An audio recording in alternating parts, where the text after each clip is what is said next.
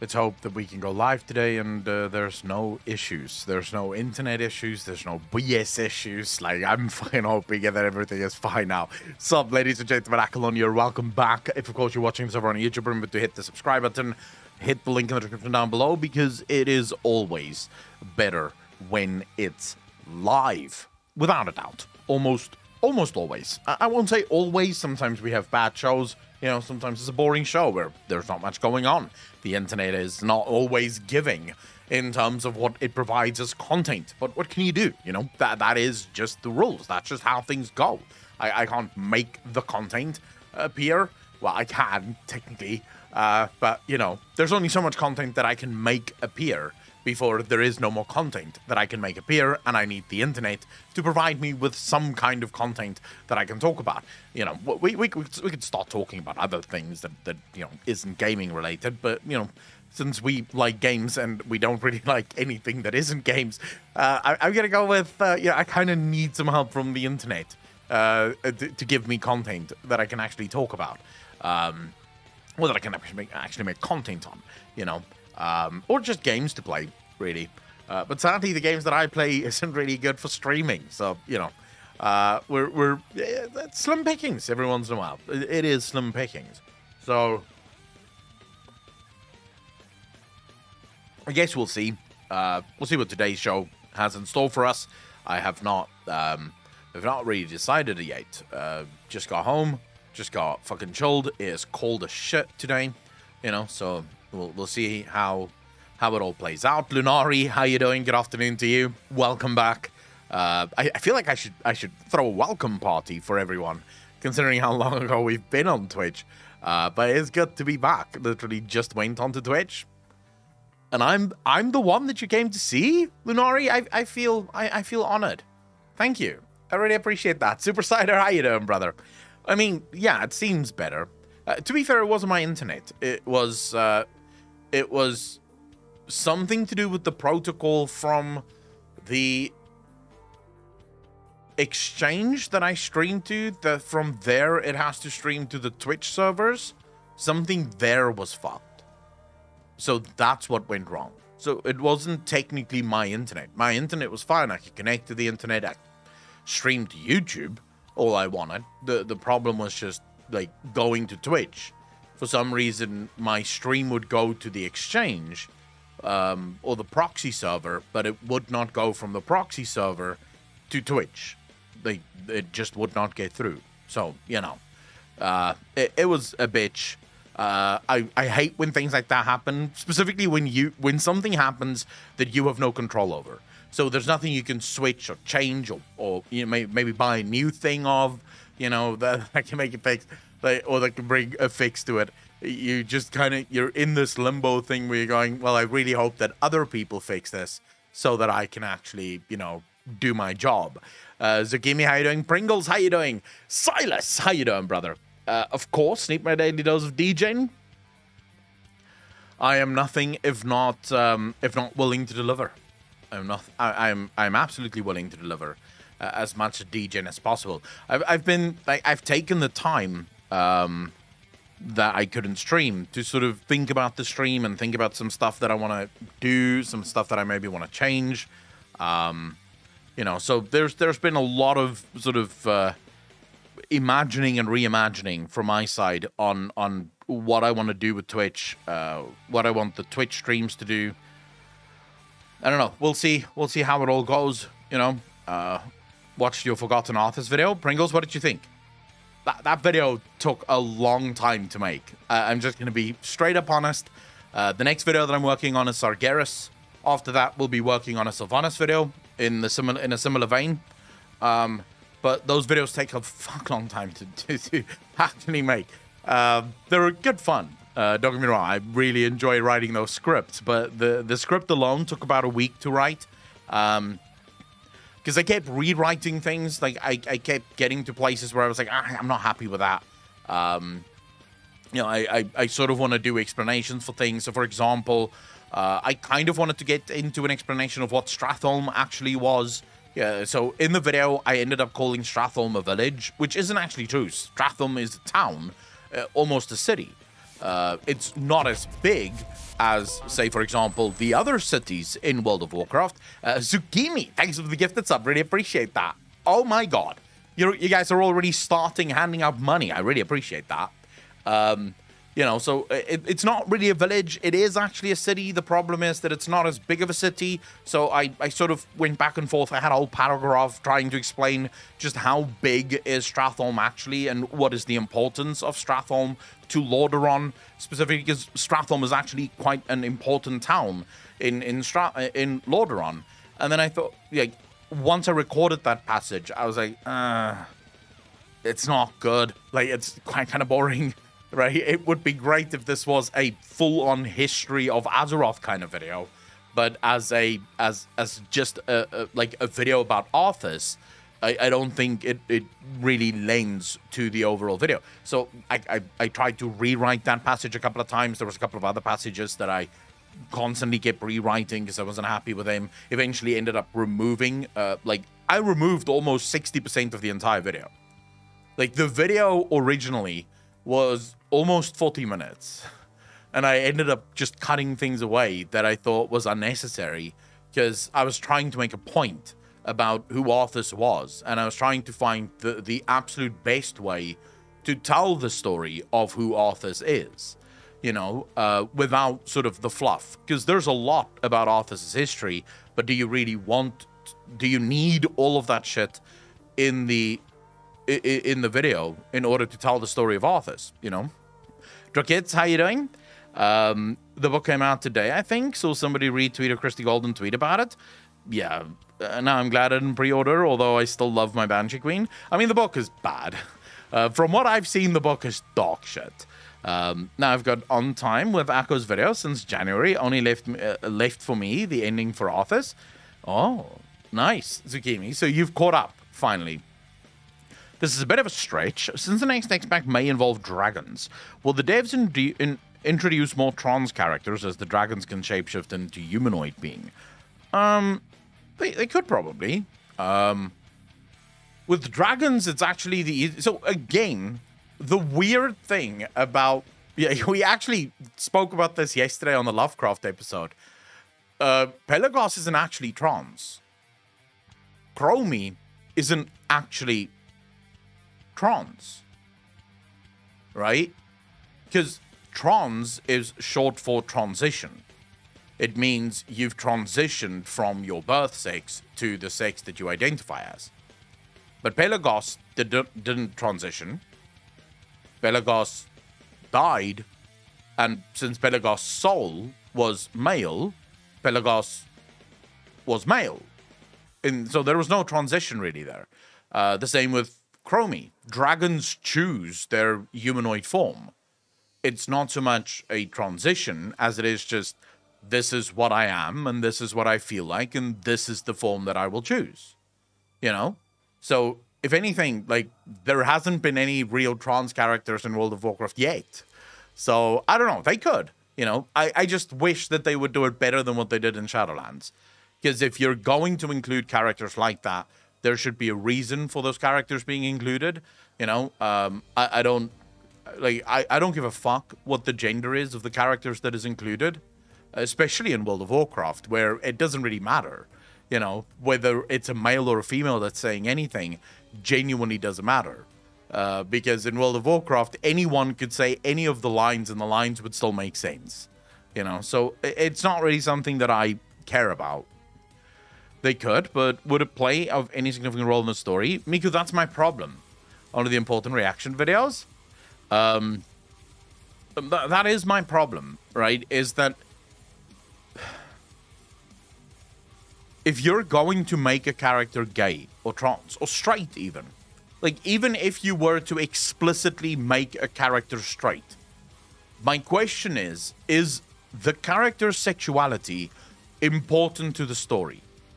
So, for example, if you made Anduin explicitly straight, okay, and then you included storylines where Anduin marries Talia, yeah, and Talia falls pregnant with Anduin's son, and Anduin's son plays an important part of, XYZ story, then it makes sense that you wanted Anduin to be straight because you have this whole storyline that kind of needed Anduin to be straight so that he could marry Talia and so that their kid could be born, and then there's a storyline there.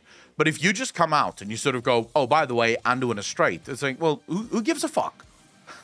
Like, if Anduin's sexuality is not important to the story, then it doesn't matter. Then let people decide, let the players decide. If the players like the fact that, if players want to ship Anduin and Shaw, for example, let them ship Anduin and Shaw.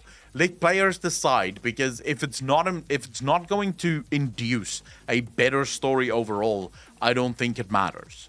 I think ultimately you are just then playing for the crowd. And I think that's incredibly insulting to almost anyone. Topside Tim, how you doing, brother? Thanks for the follow. Really appreciate that. What am I asking? He already said he doesn't watch anime. Yeah, I don't watch anime. With the quality of writing we've seen in Shadowlands, diversity is the only reason. I agree with you. The char being a certain orientation, why does it matter to the story? It only matters to the story if that orientation is central to the story. Then it matters, For example, a movie that I did not enjoy at all. I don't know why people went so crazy over the movie, because I thought it was a pretty subpar movie, but Brokeback Mountain. In Brokeback Mountain, I believe, I've never actually watched the movie, but I watched the movie like 10 minutes or 20 minutes of the movie with my girlfriend, my friend and his girlfriend, and then one of our guy friends and his boyfriend. Like, we all watched the movie one Sunday. I think I got into like 25, 30 minutes of the movie, and then I was just like, this is really boring. What is this? This is like two guys stuck on a fucking mountain. I don't get the plot here. But anyways, in that movie, I believe both of them were straight, or one of them was straight, and then things sort of progressed and they eventually engaged in that relationship. So their sexuality there sort of added to the expense of the movie, if that makes sense. So it sort of added a twist to what the movie would ultimately become. And in that sense, it makes sense.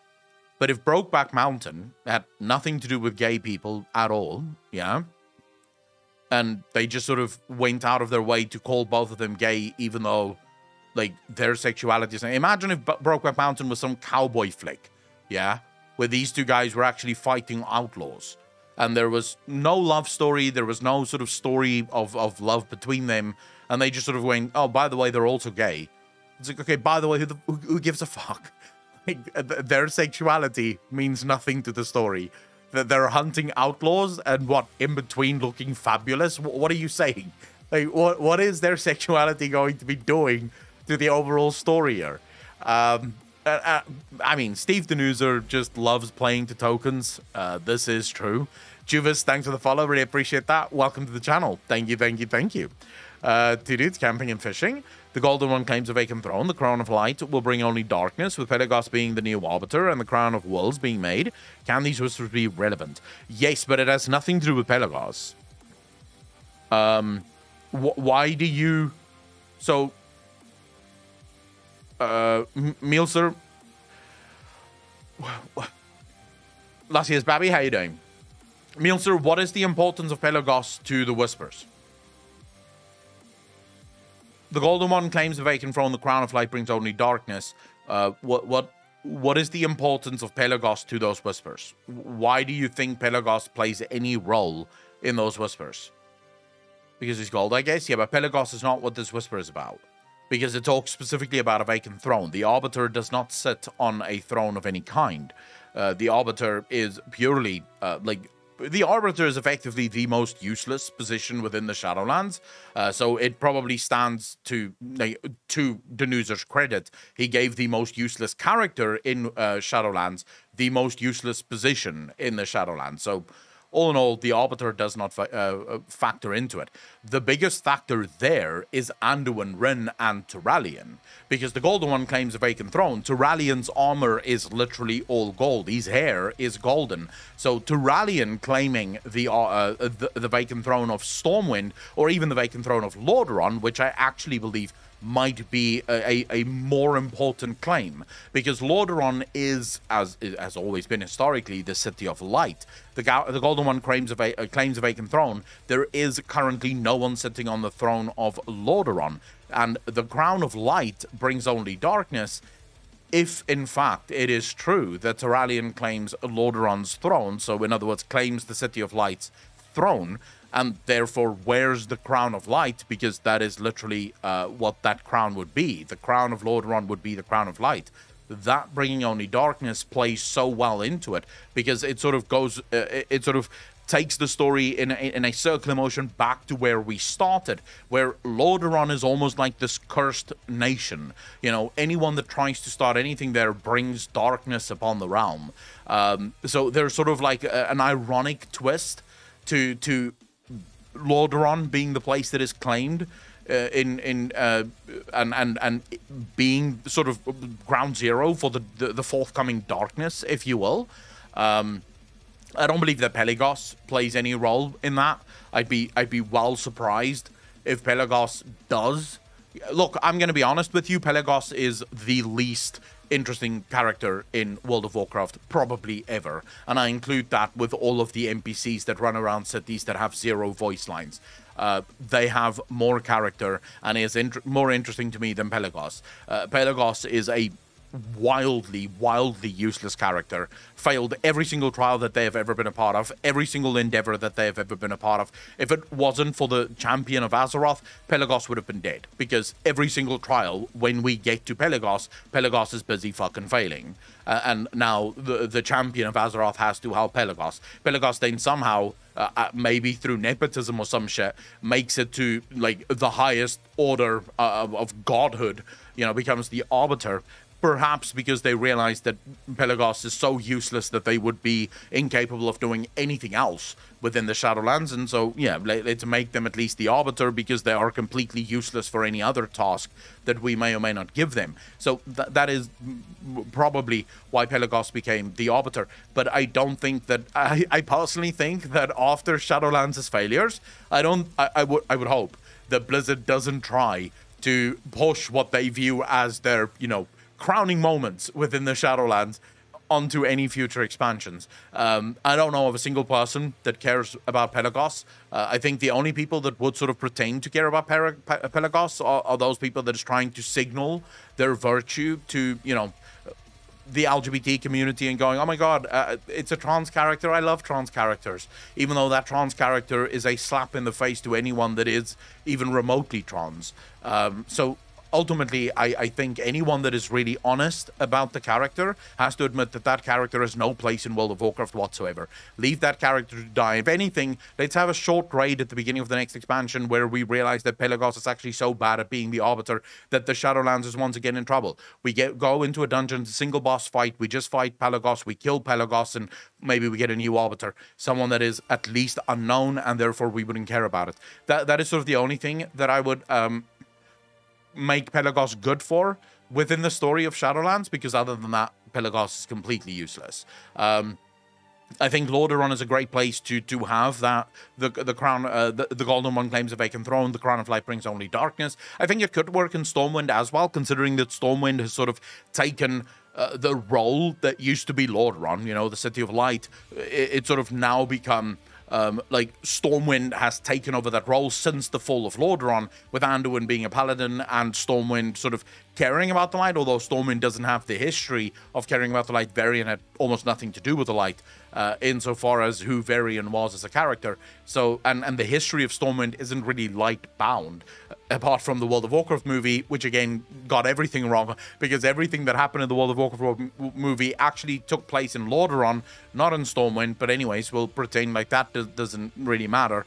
But yeah, so I think the Alliance claiming Lordaeron once again, which used to be the capital city of the Alliance. We know that Lordaeron, thanks to the leaks of 925, or the data mines of 925, we know that Lordaeron has been cleaned up and made better. So I think the Alliance reclaiming Lordaeron, rebuilding Lordaeron, there could be some really interesting quest lines with the reclamation of Lordaeron.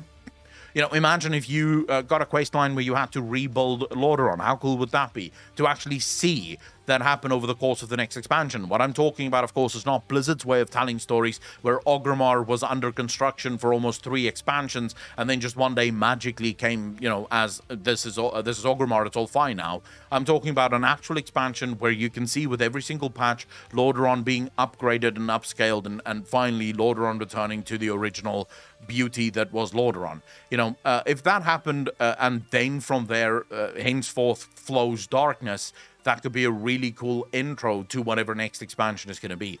But yeah, that would be my answer to your question. I hope that answers it as best I can, because that's really the only answer I can give you for it. This rotation on Pelagos is hilarious. Dude, I make no excuses for the fact that I think Pelagos is a completely useless character.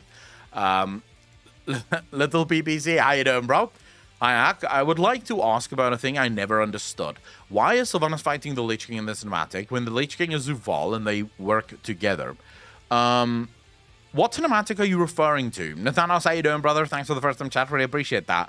I always watch all your YouTube videos on all 3 channels that I know of. Dude, thank you very much. I really appreciate it. Very happy to have you here. Little BBC, which cinematic are you referring to where Sylvanas is fighting the Lich King?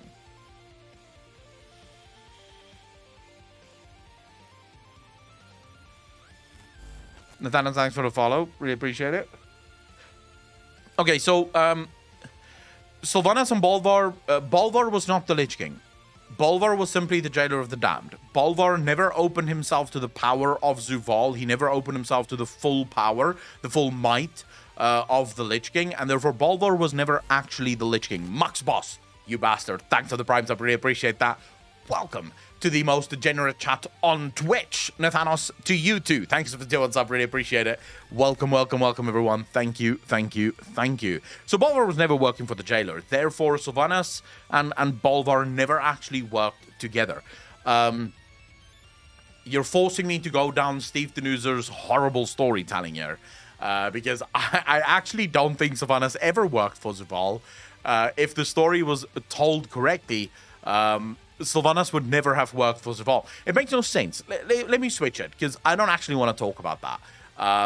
Let me switch it. None of this makes sense.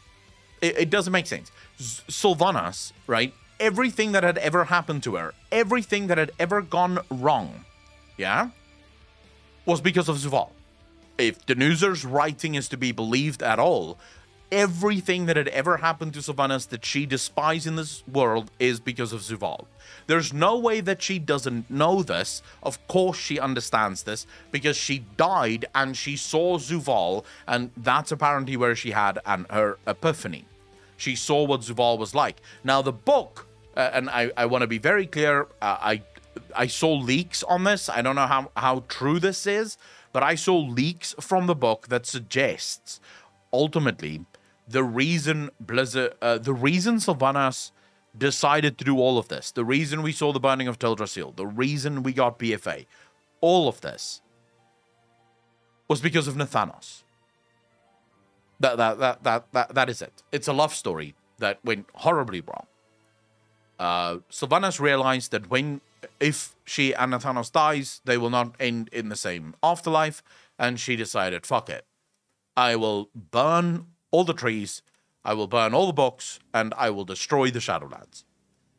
And I will also work with a guy that killed me, as for whatever reason, right? I will work with him. I will then also become everything that I hated, just for good measure, because why wouldn't I? And through all of that, you know, I'll still get some kind of redemption arc. Because it actually turns out, if the leaks of the book is to be believed, as soon as Sylvanas is thrown into the maw, it turns out that that's what Sylvanas wanted all this time. Because as soon as she gets into the maw, she starts looking for Nathanos. Like, she actually wanted this. Like, it wasn't even punishment. They didn't even punish Sylvanas. They threw her into the maw, which is where she wanted to be in the first place, because she was looking for Nathanos. And now she can look for Nathanos because the Jailer is gone. Surprise, surprise. Like, it doesn't make sense. It is the weirdest shit I've ever seen in my life. Like, look, I'm just kidding. The writing is a mess. I'm not buying the book. I'll probably see it. Someone will take the pictures for me. I have so many viewers that love buying World of Warcraft books. I'll just get one of them to take pictures of every page, and I'll read it that way. But yeah, at the end of the day, the story of Sylvanas makes no sense. It's one of the reasons after the Sargeras video, I will be writing the Sylvanas video very similarly to how I did the Arthas one. It will be a lot more speculation heavy, and it will be a bit more alternative to what Denuser and Blizzard gave us, because ultimately there is... So for stories to be good, they have to make rational and logical sense. If you have a story that is irrational, illogical, the events do not follow obviously on one another, that we call that bad storytelling. I would say that Sylvanas' story is literally a prime example of this. Everything Sylvanas does in Shadowlands and BFA goes literally, like, she becomes the very thing that she hates, and then works with the guy that literally did the things to her that she hates in the first place. And then when they finally free off Arthas from Zuval's grip, she blames him for all of it. It's like, okay, but wait. So you knew that he was working for Zuval this whole time, and you decided to work for Zuval anyway, even though you knew that because of Zuval, you are undead. You know, your kingdom was destroyed. The love of your life is dead. Like, what the fuck? What is going on? Like, none of this makes sense. Help me make sense of this, Denuser. Like, how did you write this? Who wrote this? Because it's the most illogical story I've ever seen in my life. I think I hate the fact that Blizzard doesn't commit to the writing. Well, they don't seem to commit to shit, right? Sargeras and Sylvanas should have been on the same side. I actually have a pretty good theory about Sargeras. I never played WoW, but this new lore doesn't seem really good. Queen, it's not good at all. In fact, it's very bad. All this talk about Sylvanas makes me more excited for Akka to play Stormblood. You're right, it doesn't make any goddamn sense at fucking all. I love how you structured that sentence, Marksman. Like, I still don't understand why she burned the tree. Like, apparently it's because the jailer needed the anima for what? And if he needed the anima, then how come he didn't use it? How are there souls still in the maw to be saved if the jailer needed their anima? It makes no goddamn sense. Dude, how is the maw inescapable if everyone escapes the maw? Like, everything in the Shadowlands is only true for about as long as it takes you to say the sentence. As soon as the sentence is as soon as the sentence is said, it's as if everyone forgets that that sentence even fucking exists. It's ridiculous, and I get triggered when I talk about World of Warcraft lore, because ultimately I think World of Warcraft lore has never been in a worse state than what it is in right now. I think this is the worst that the lore has ever been. That's what my opinion of Tyrellian Cleansing Lordaeron is, the taking of the crown. Now that Blizzard has written off Sylvanas, I want to see more Forsaken lore come of this, and make it a better reconnection of the citizens to be purified city proper, although I don't want Kalia Menethil anywhere near it. Kalia Menethil is another one of those characters that Blizzard sort of introduced because maybe they had a story for her and then sort of forgot about her. God knows why. Ochicha, did I say thank you for the follow? I really appreciate that. Welcome to the channel. Thank you. Yeah, don't worry. We keep an inescapable prison down here that has like 95% escape rate. Yeah, it's like the worst Alcatraz ever. It's like no one would send prisoners to that prison with their escape rate. Like, everyone fucking gets out. It's like, what the hell? What is wrong? I mean, it is laughable. Steve Denuser is a clown. He is a fucking clown. Anyways, also the fact that people can go in and out of the Shadowlands now with the Blood Elf Legacy campaign in 95. I'm like, seriously? Yeah, I mean, who gives a shit at this point? If Zval was Arbiter, then who was ruling the Maw before him? I don't know. I don't know. Maybe the Maw was where he was the Arbiter? I genuinely have no idea. You're right, it is the worst it's ever been right now, because not only was the expansion lore itself bad, they went out of their way to ruin past lore that we all loved. I don't know if anyone's ever going to pay for that. Ever, except whenever people just leave. Yeah, it's like they have these giant walls around the prison with prison guards literally everywhere, except for at the door. And the door of the, like the entrance of the prison has no gate. That's the Maw. It's a prison with everything that you would expect a maximum security prison to have, except for the fact that there is no gate on the front of the prison. You can just come and go as much as you fucking want. They never thought it would work. But we are Mawwalker. It's not just us, Saving Raven. If it was just the players that could enter and exit the Maw, that would be one thing. But everyone enters and exits the Maw pretty much as they want. All of the Maw Sworn can come and go as much as they want. Anduin got out of the Maw and into Bastion and back into the Maw literally with no issues. Sylvanas and her entire army opens portals from the Maw into Ardenweald, again with little to no issues whatsoever. So no, it's not just the Mawwalker that happens to walk in and out of the Maw. It's everyone that walks in and out of the Maw. Wait, are you hearing Fear and Loathing Las Vegas? What?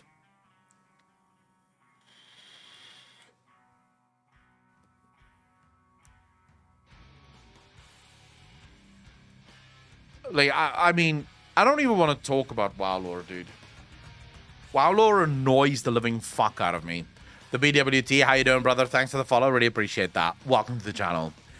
Did they've claimed that? 9-2. They have special water. So, what, Andy? Why the water is special? You can walk on it, Jolene. It's water that you can walk on, which makes it special. Everyone knows that. The Jailer Death Cinematic makes me question if Syed and Athreus really worked for the Jailer. What he says to the Jailer doesn't sound like an ally. Dude. Weren't folks aware that Anduin was trapped in the Maw, and no red flags were raised when he popped up in Bastion? I said that at the time. Uchiha, thanks for the first time chat. I really appreciate that, but you could not be more wrong. You could not be more wrong. Look, I get it. You guys want to pretend like shamans could always walk on water. Yeah, like a lot of Death Knights go. By the way, we had like walking on water before. Clearly, you guys are lying.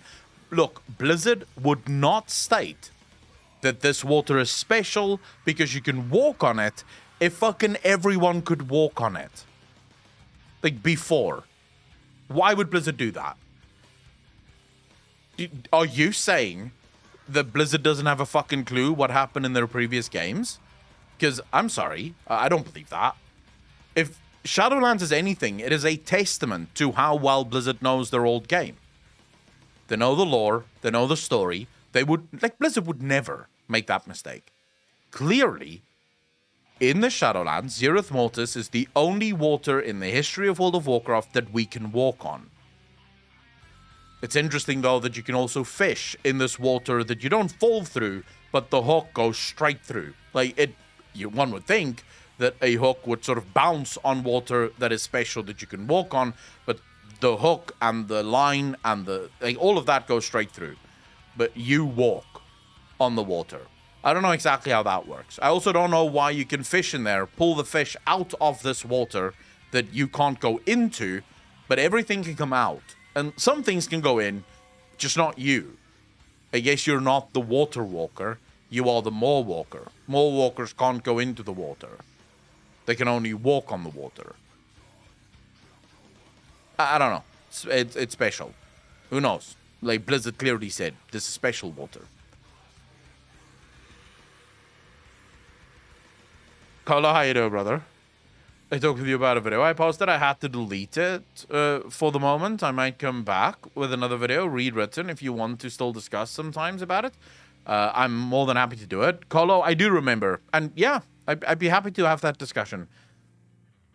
It's a barrier. Yeah, it's a barrier for everything but the player, it seems. Or it's a barrier for nothing but the player. Like, Ian also said there was supposed to be 2 patch, not 3. Like a membrane, the people are named, the birth helpers. Dude, I am so annoyed. I don't even, like, why are we talking about fucking World of Warcraft? Can I just stop? Why are we talking about World of Warcraft? The water is racist? Yeah, the water is racist. It will not let the Maw into it. Like, that is peak racism right there. Primal state, except for the fish. I don't get why we're talking about the fucking about World of Warcraft in the Shadowlands. It is such a horrible fucking game. But did you know that the oh my god. Did you know that the critically acclaimed MMORPG Final Fantasy XIV has a free trial and includes the entirety of A Realm Reborn and the award-winning Heaven's Ward expansion up to level 60 with no restrictions on playtime? Sign up and enjoy Erzia today. I really appreciate the 20 bits. And yeah, it is free. You can play it right now, actually. Because it's so pathetic right now. It's funny, sad. So let's see hands. Copium. Who's using Copium for 10.0 in chat? Who's our Copium users? So what is about the portal of the first and its reaction to Azerothians? Who knows? Who fucking knows? No one knows. Well, let's talk about the Liberation War in Doma and Almhigo, then, and Zenith, Yotsuyu, and how you think things will unfold. Mike Durana, thanks for the 20. Yeah, we can talk about that as well, but I am not done with the Liberation War of Doma, and I've already recorded a video today talking about that specifically. And Lucius Gardo, no, I actually don't, which is why I can talk about it. I can basically tell you do everything that I'm not doing, or do the opposite of what I'm doing. Anyways, thanks for the first time chat, really appreciate it. I think you were trying to get an insult in there. Not entirely sure. But that would only work if I actually like took to insult. Wait 3 weeks, you will see how hard Copium will strike. I mean, why 3 weeks specifically? You're talking about the new expansion. Oh yeah, they're announcing the new expansion. My WoW consumers dried up, but I'm not willing to take a big suppository of consumers to come back. Proto Studios, what do you mean? Thanks for the first time chat, by the way. Really appreciate that. You can play WoW free up until level 20 with heavy restrictions on playtime and experience the entirety of Alwood Forest. I've been mulling over if I am buying the new Sylvanas novel, and after some time I have decided to buy it. Not because I want to shill for Blizzard, but because it's my final goodbye to my beloved Banshee Queen, and a reminder that I know that Blizzard can never write a female villain without making her fan service to a writer who cared more for token tropes. Yeah, I'm not buying it. I'm not buying the new novel. I'm sorry, but I'm not wasting my money on shit like that. I'd rather buy Elden Ring and play that, because at least that's good. Someone sent me some new, I think, extracts from the book.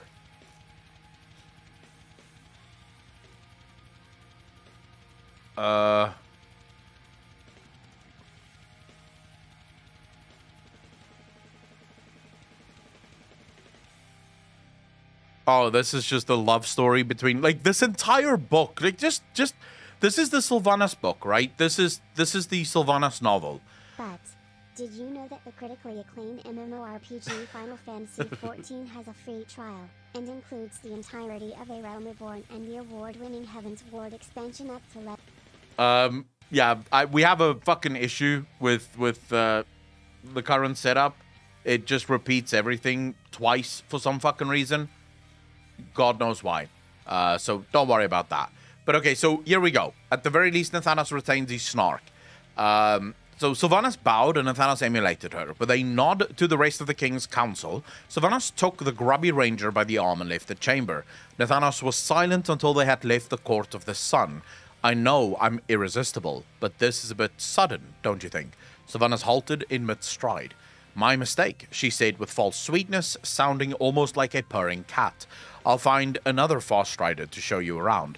I didn't say that, Nathanos replied, but you might let go of my arm. Sylvanas realized she'd been holding his wrist in a death grip ever since they'd left. I would apologize, she said, releasing him, but you lack the manners to appreciate it. I am many things, Nathanos said. Unmannered is certainly one of them. What is this book? What is this book? Is this a love story between Sylvanas and Nathanos / Sylvanas and Anduin comparing decks to who has the most suffering? What is this book? This is cringe. I'm sorry, but this is fucking cringe, and this is part of what we're gonna see in the book. Sylvanas and how she really wanted to jump Nathanos' dick. Because, genuinely speaking, the more pages I see of this book, right, the more I realize that maybe that leak isn't wrong.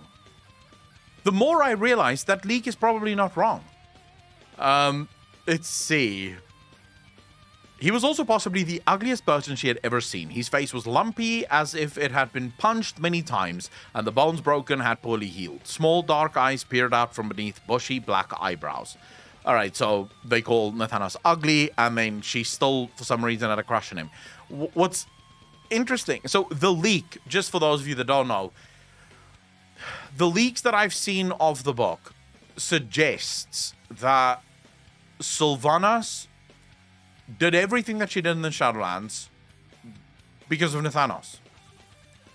When she jumped off the top of Icecrown Citadel and fell to her fuck, on the Saronite spikes below, Sylvanas saw the jailer. He showed her how horrible everything is in the Shadowlands, and all she could think was, there's some kind of line about lava eels, right? She saw lava eels and how the lava eels weren't going to the same place, and she sort of realized that she and Nathanos, if they died, would not go to the same afterlife, and that's where all of this started. Like, this whole fucking story started with that. That's why Sylvanas did everything that she did. The more pages I see... So, this was a leak about the book. Someone suggested that that's how the book ends. I didn't know if that was true. The more I see actual pages being leaked... So, for those of you that don't know, Portagage actually has the book. The book was sent to him by accident. Like, he wasn't supposed to have the book, but he does have the book. So, he's now going... He or she, I don't know if it's a he or a she, but they're basically going apeshit. Just leaking everything that is horrible about this book right now. And the more pages I see from theirs, sort of showing the flow of the book, the more I think maybe that leak is right. Because they seem to be showing how in love Sylvanas was with Nathanos to get the audience to go, oh, it makes sense why she burned 10,000 elves to their deaths. It makes sense. She loved him. It's like, what? Are you seriously saying, like, this is the ultimate love trump hate kind of bullshit, right? It's like the ultimate love trumps hate slogan. It's like, yeah, but guys, you have to understand. Sylvanas did all of this for love. Surely you can understand it. And it's like, well, no, actually, not so much. You know, it's fine that she loved him, but maybe genocide is not the best way to fucking show it, you know? I don't know about you guys, but how do you think genocide is a romantic gesture? Illustrum love? Yeah, pretty much. If that book is by their best writers, explain why in-game story is so bad. Dude, I don't think Christy Golden has ever been one of their best writers. Although, that is just for me. I'm not a fan of her writing style. I'm not a fan of her writing. So for me personally, I don't expect anything else. Christy Golden's writing has always been a bit soppy for me. So I don't even think that's a big issue.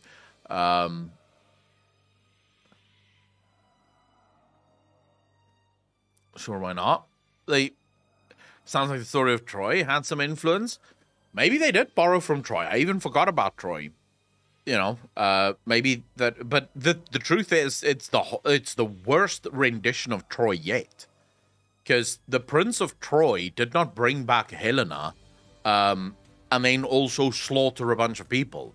It was simply his love for Helena that led to the slaughter of a bunch of people, but he wasn't the one who did the slaughtering. Sylvanas, wanted Nathanos forever, and then decided to slaughter a bunch of elves just in case, you know. Oh my god, dude, I don't even know what to fucking say. But then also she decides to send Nathanos after Tyrande. If she really loved Nathanos so much, why send him after Tyrande? She must have known that Tyrande will slaughter him. I don't know. I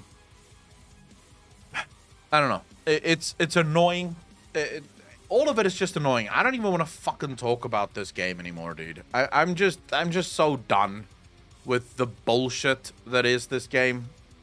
Seriously. Lassie's Babby, thanks for the 100 bits. Really appreciate that. You look like you've lost some weight. That's terrible. Have a I can agree with your sentiment on not buying this book. I'm cringe, and to see if they drag Nathanos continuously. I've always disliked him, but also elves. It's a fanfic concerning an ELF, proving that elves are masochists. Stolly, by the way, thanks for the sub, dude. Really appreciate that. 10 months in a row. Thank you, thank you, thank you. Same asked. Thanks for the follow. Really appreciate it. Welcome to the channel.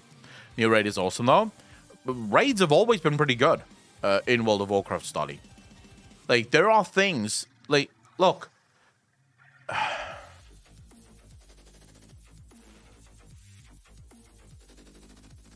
It is not that World of Warcraft doesn't do certain things really well. When it comes to catering to the hardcore crowd, World of Warcraft is one of the greatest games out there. It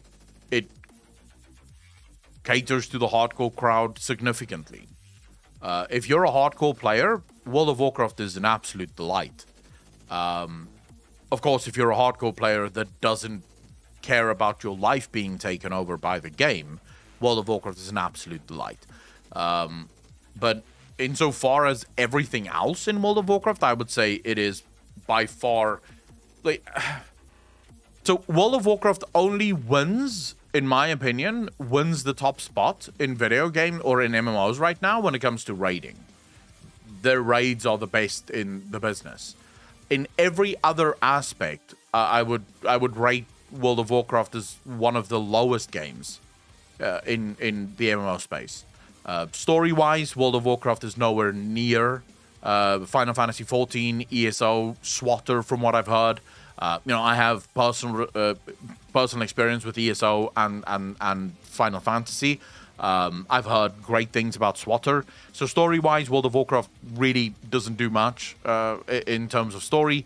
In terms of casual design, there's literally nothing for casuals there at all. World of Warcraft is the only MMO in the year 2022 that still doesn't have a fucking housing system. How is that even possible?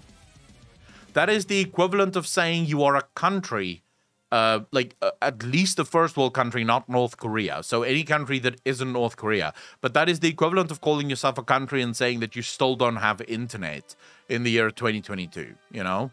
Even if it is bad internet, at least almost all countries have internet, except for the pure dictator countries. So World of Warcraft still not having a housing system is like a big indictment.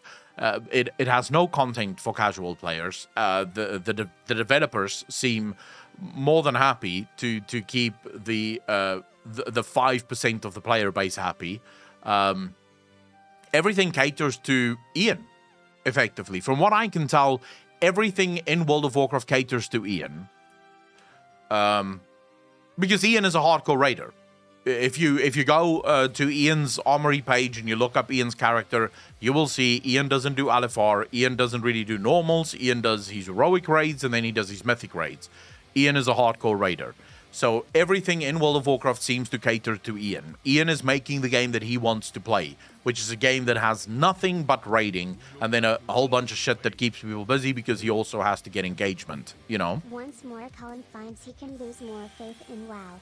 Pensive face. So it's not even that I can lose more faith in WoW. It's that my faith is completely out. I have no faith for this game, you know? I have zero faith. And the saddest part of it is, I have days, there are days where I sort of miss the weird farming shit in WoW. Like, I'm going back to the days of, like, Legion. Something that I really enjoyed in Legion is I would log in, and then I would sort of start in, like, at the top of the map, and I would just do all of the world quests on the map. Because they were so easy to do. Yeah, like, we were well over-geared on content there. So you would just round up literally every enemy you could see and just slaughter all of them. You know, and then you would clear the entire map of all world quests, and then you would probably go, like, I never really cared for Mythic Plus that much, but a lot of people in my guild would just spam Mythic Plus because they really enjoyed it, and it was the ability you had the ability to upgrade your artifact weapon. And then I would sort of do Mage Tower stuff and Broken Shore stuff. It was so fun to just log in and mindlessly do things, if that makes sense. Like, World of Warcraft was a mindless game. It was sort of a game where you have something on YouTube on your second monitor, and you're sort of watching that, and you're actually just sort of... World of Warcraft just keep you busy while you're watching something else. And I miss that. The problem is... Back in Legion, I at least had something that I really loved about the game that made those other things not so horrible, if you will. Because I enjoyed raiding still back then. Because back in Legion, you could raid, and you could really only raid. It was like, really almost from the beginning, you could pretty much raid lock and you'd be okay. Raiding gave a shit ton of levels to your artifact weapon. You got your Legos very quickly. So raiding was pretty much the only content that you really had to worry about. So I enjoyed the raids, and therefore all the other content was just sort of busy work waiting for raids to happen. And then in BFA, at the end of Legion, I no longer wanted to raid. And then in BFA, I didn't raid anymore. I didn't care about raiding anymore. And I looked at everything that I would have to do to be a raider, and I was like, yeah, fuck that. I'm not doing that. And suddenly... all of the game's flaws started to reveal itself to me. Suddenly, all that busy work, you know, that sort of second monitor busy work that I spoke about, suddenly all of that, you know, just became undone. I just realized I don't want to do that. I don't want to be an Azeroth and farm fucking dailies for no fucking stupid reason, and farm world quests for no fucking stupid reason. I don't want to do Torghast for like any reason whatsoever. And suddenly everything was just sort of horrible, you know. And then Shadowlands came out, and it sort of managed to take the horrible shit of BFA to another level. I genuinely didn't think you could get worse than BFA. And Shadowlands topped it. Like, just even worse. So, I'm genuinely at a point now where I'm thinking, eventually, I think most of my audience will move away from WoW. I think a large group of my audience have already moved away from WoW. Specifically here on Twitch. My YouTube audience is still very much wow, with here and there like a group of Final Fantasy players. But specifically here on Twitch, I think the vast majority of my audience is like Final Fantasy players and SWATer players and ESO players. So I think I'm eventually going to get to a point where most of my community will move away from World of Warcraft, and me talking about World of Warcraft will just slowly die out. It will just slowly go by the wayside. I will keep the WoW viewers alive. So yeah, I think I'm looking forward to that. I'm gonna be honest with you. I'm looking forward to that.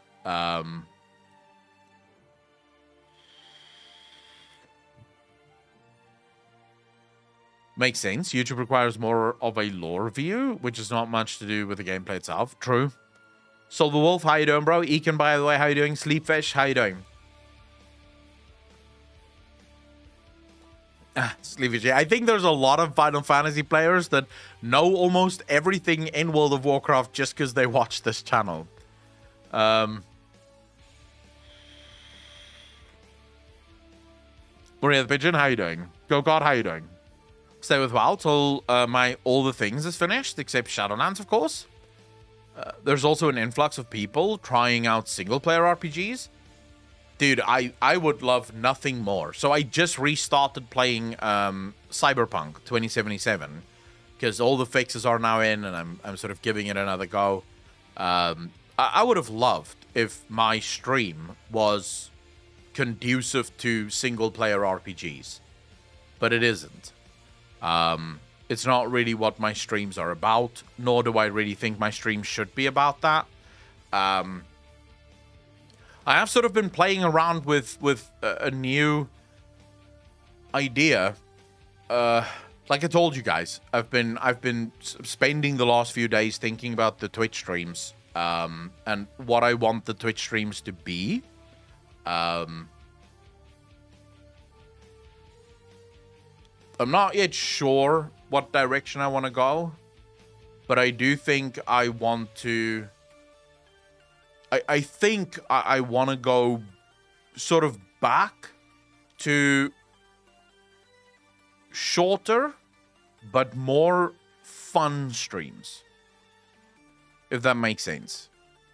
So rather than trying to do these 7-8 hour streams, go back to like 2, 3, 4 hour streams, but make sure that those streams are filled with content rather than just being sort of random bullshit, where, you know, much of the stream is just sort of uninteresting because there's not much there. I haven't decided yet. I haven't made that decision yet. I've just sort of been thinking about that. Aklam and Falia cosplay. There will not be cosplays. I don't do cosplays. I wouldn't even know where to fucking start. Go God, I already have so many fucking channels. How would you want me to do another one? I have more than one Twitch channel as well, yes. Although I haven't streamed to Echo Chill in a long time. I think that could work. It's easier to tune in to a short stream than a 6-hour long stream. I don't know. What do you guys think? What do you guys think as viewers? Look, well, keeping it based. Voidwalker Blood, how you doing, brother? I just feel like when you are playing single-player RPGs, you stay away from the best part of the stream, the conversation. Andy, that is true. I should change the way I do single-player games as well. But that comes again with learning. You know, you have to learn how to do proper single-player streams. Honestly, Akalon, even then, I didn't have the time to play WoW for years. I had enjoyed looking Race to World First and the lore, and I love to keep seeing all the theory crafting you made. So disappointed how Shadowlands just ended so terribly. Silver Wolf, you and me both. I think you should stream Foxhole once a week. I'm based. Lately, I prefer the gameplay streams. Why do you prefer the gameplay streams, Enoch? I didn't mind how long the hours, to be honest. What matters is when will you making that streams. The streams will basically be Tuesdays to Fridays.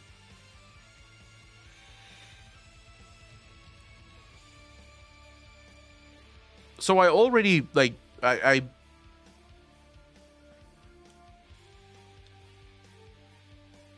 haven't fully decided yet. As I said, this is just sort of stuff that I'm thinking about right now. I log out literally and mentally when it comes to streams pretty quickly. That's why I'm here, one of the first, and then shut up throughout the rest or leave altogether. Nothing with your streams, just a me thing. I think long streams are good when you have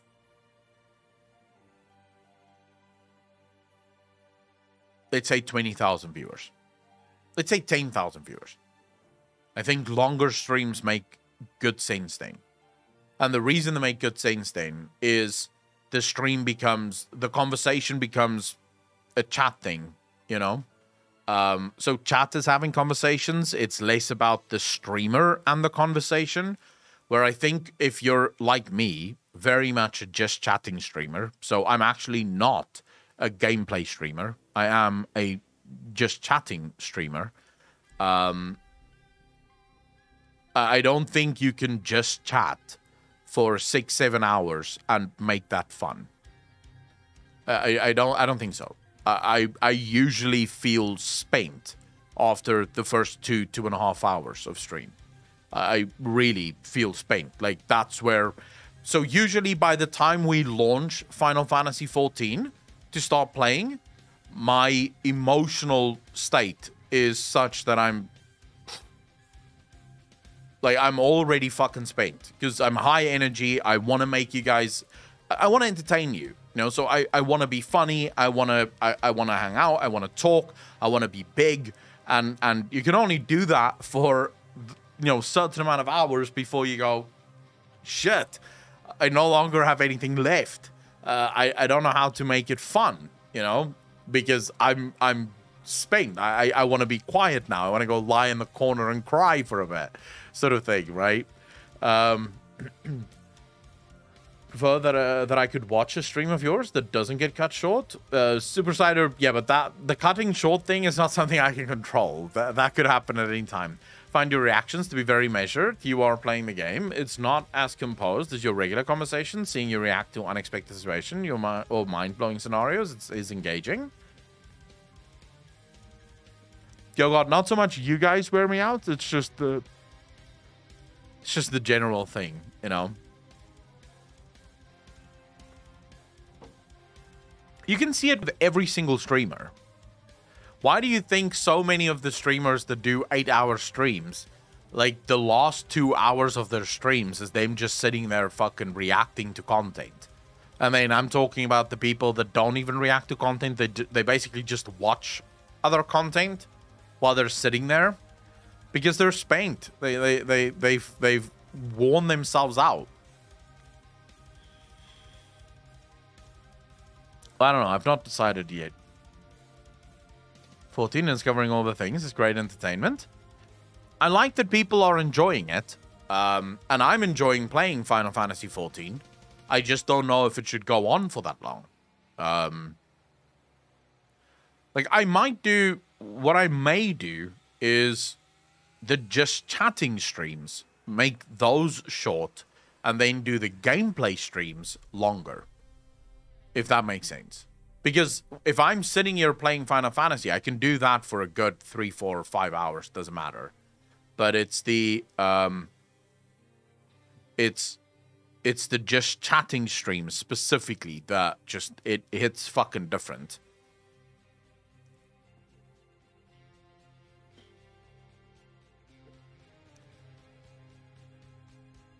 Super Cider Swiper, but okay. What do you mean with streams getting cut short? Bottom, Thrall and Jaina, and Super Smash Brothers? I mean, I could see Blizzard doing that. Cam off is another option. Although I don't think I would do cam off on this channel. If I were to do cam off, it would be it would definitely not be on this channel. To be honest, I do not want you to do 100% Final Fantasy streams. Maybe lower the chatting of your long streams and then jump to games to preserve your energy and such. Yeah, but what games? Right now, the only games that I'm playing is Cyberpunk 2077 and Final Fantasy XIV. Those are the 2 games that I'm playing. I don't say it is bad, just don't seem interesting to me and really just playing rarely. Just love to keep following the lore and race the world first. Wait, what's the argument that's going on right now? I miss Among Us with viewers. Yeah, but we're not playing Among Us again. That game is old now, dude. You have to move with the times. No one plays Among Us anymore. Plus, you never look at the actual video output and only listen to the audio with chat app. He hasn't played any FF games? Oh, wait, who? Who hasn't played any FF games? Oh, never mind. Yeah, to be fair, though, even if you've never played any FF games, just play Final Fantasy 14. I go, when are we going to play Foxhole again? New War starts in 1 hour. I don't know, dude. I genuinely don't know. I want to play that, but then so I have filled my day right now, or my week right now, with just about every single day is busy. So Mondays, we do, yesterday, I started my day with an hour coffee with Akalon with patrons, live stream. Then we did the Lovecraft episode live with patrons and YouTube channel members. Today, I was recording videos and making scripts. Now I'm streaming. Right after the stream, I eat, and then I go to bed. Tomorrow, I will do another coffee with Akalon with patrons. And then another video, another script, more live streams, and then go to bed. I'll do basically the same thing until Friday. Saturday, I will probably do a gaming stream for patrons, YouTube channel members, and Twitch subs, which is exclusive to YouTube. So that's an exclusive YouTube stream where if you're a Twitch sub, a YouTube channel member, or a patron, and you have Discord, so you've linked your Discord to one of the platforms where you support the channel, you can watch me play video games on Saturday.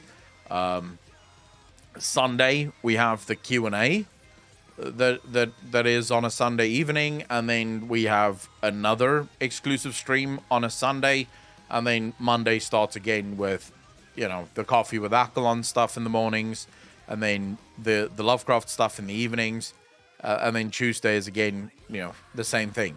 So what day do I get to play normal games is the problem. I don't know. I genuinely don't know what day I will fit that into. It's that's really the biggest issue I have right now. It's just finding the days to play anything that isn't online or that isn't live. Jenna, how you doing? I'm a WoW player at core who has quit WoW. I don't give a shit about FF gameplay, especially with that long conversation text boxes. The only thing I follow right now, new games and WoW lores. Let me tell you, the last YouTube video I get hyped when I saw was your Arthur's video. Jenna, thank you very much. Really appreciate that. The long conversation boxes that you're talking about is literally the game. Like, it's fine if you don't like it. Everyone likes different things, but it's called dialogue. And since the game is very dialogue driven, if you remove those long boxes of dialogue, you wouldn't understand the game.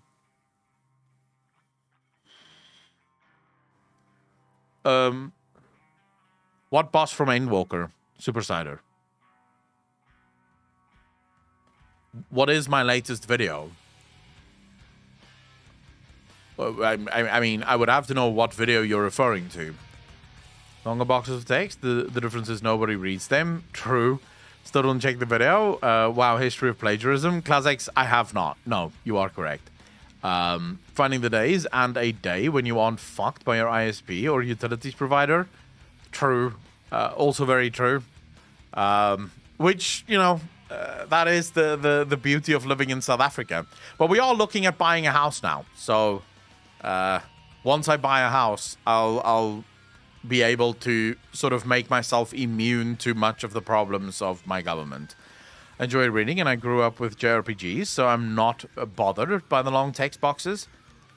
It's weird to me when people say they grew up with JRPGs. Where the fuck did you guys get these JRPGs that you grew up with?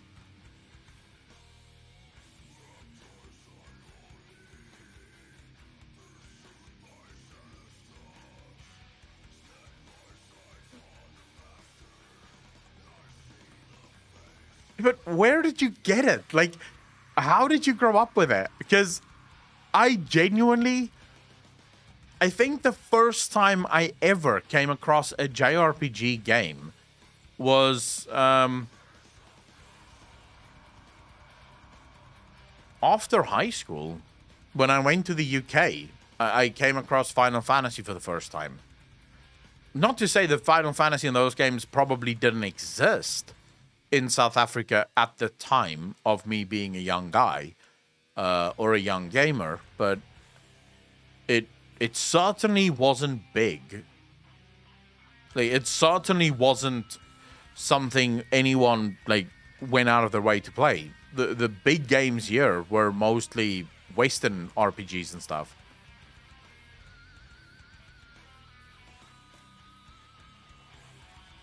Super Cider, that would be Alex, my editor. He puts those into the videos afterwards, so I haven't seen them.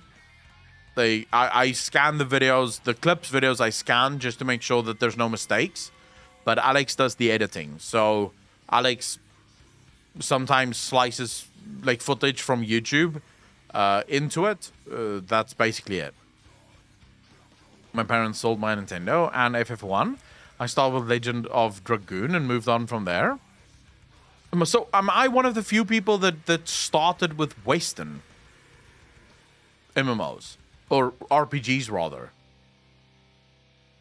Because my first ever RPG was, I guess you could say, Diablo 1 would classify as an RPG, but really I would say my first ever real RPG would have been Baldur's Gate. Shadow Scalig, thanks for the ones up, really appreciate it. 3 months in a row. Thank you, thank you, thank you. FF, Persona, Radiant Historia, Tales series, Dragon Quest, etc., etc. Those were all JRPGs I found here in the US, from PS1, Xbox, to Game Boy, etc., etc. I miss the times when you were checking Warlock DPS cycle rotation on dummies. Oh, Jenna, I haven't done that in a very long time. Zelda's technically Japanese as well, which is an RPG. I started with Blizzard. My first game was Warcraft 3 and then Diablo 2. Basically, in SNES and PS1 was the golden age for JRPG here in the USA. Dude, that's so weird to me. Like, I grew up playing Western MMOs. I don't have much love for JRPGs, if I'm honest. Outside of Final Fantasy XIV, I tried... which Final Fantasy is currently available on the Xbox Game Pass? I think it's Final Fantasy 8. Is it 8? No, it's not 8. 9? I tried one of them. Like, one of the Final Fantasies. I'll tell you guys how it starts, and then you can tell me what fucking one I played. I met this weird guy that plays some weird kind of football. He's like a massive hero. And as you arrive on the ship, he's there and people want his autograph. And he's playing this with, is it 10? I did not enjoy that one bit. I sort of got like 10 minutes into the game and I was like, oh my god, this is so boring. I'm just not playing it. Fuck this. I did not enjoy it. So yeah, I don't think I'm a huge JRPG fan.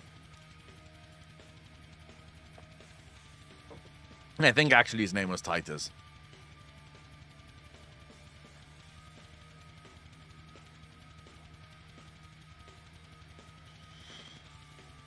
Like the Tales series? Like FF, Dragon Quest is basically Dragon Ball, but during medieval Final Fantasy setting. Yeah, I've also never watched Dragon Ball Z. Well-written love story. You look like you've lost some weight. That's terrible. Have a comfort. Speaking of my experience, I played Guardians, Crusade, and Fix when I was 9. Chrono Trigger when I was 10, along with 5, and 6, when the whole emulator rage started. Dove into Tales of Fantasia, Bahamut Lagoon, Valkyrie Profile, Lufia 2. It was all the rage. Jesus, you fucking weeb, Brandon. You are a proper weeb, bro. Foul Smoke, how you doing, brother? Too busy watching Days of Our Lives? No one watches Days of Our Lives. Stop lying. Stop fucking lying. I'm curious to know the age range of this chat, because either we're all ancient gods or infinite dragons that created the universe. All right, so no one else speaks right now. Give me a moment here. Type 1 in chat if you are below 20. So 20 or below. Type 1 in chat right now.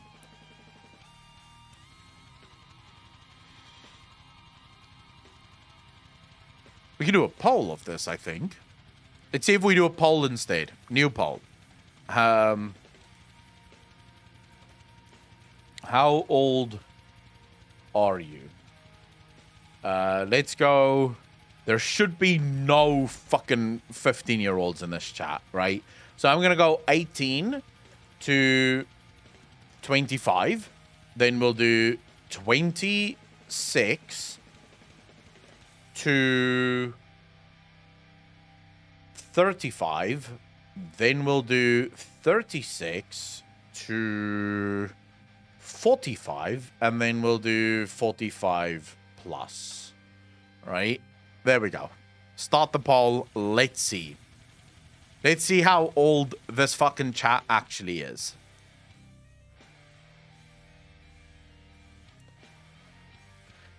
Alona Dark, how you doing? Thanks for the first time chat. Really appreciate that. Welcome to the channel. Thank you, thank you, thank you. Mayobuku, thank you for the follow. Really appreciate it. Welcome to the channel. Thank you, thank you, thank you. Do 1820. I've already done it. It's up now. We only have 2 people that is 18 to 25 here. Shit. I see the vast majority of my audience, though, is 26 to 35. Plus, grandson left the computer on. Sarahbot, welcome. And one of them is me. Oh, shit. Oh, shit. Said year increments are too large. Why? It gives you an idea. It gives you an idea of where the overall age of the channel is, which is all that's really important. How I'm 37. Although most people that see me think I'm not 37. Then again, I do act like a child most of the time, so, you know. Clean, you think I'm 69. I don't know if that's an insult. Is that an insult? Did I have no gray?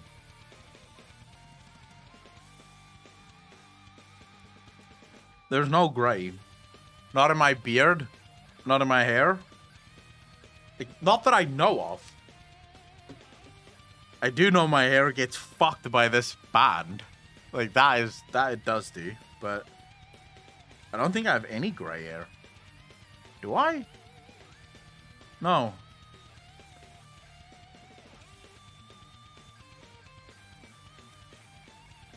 He just thinks you look nice, Akko. No, how you doing, bro? I get mistaken for being sub 20, even though I'm 30 plus.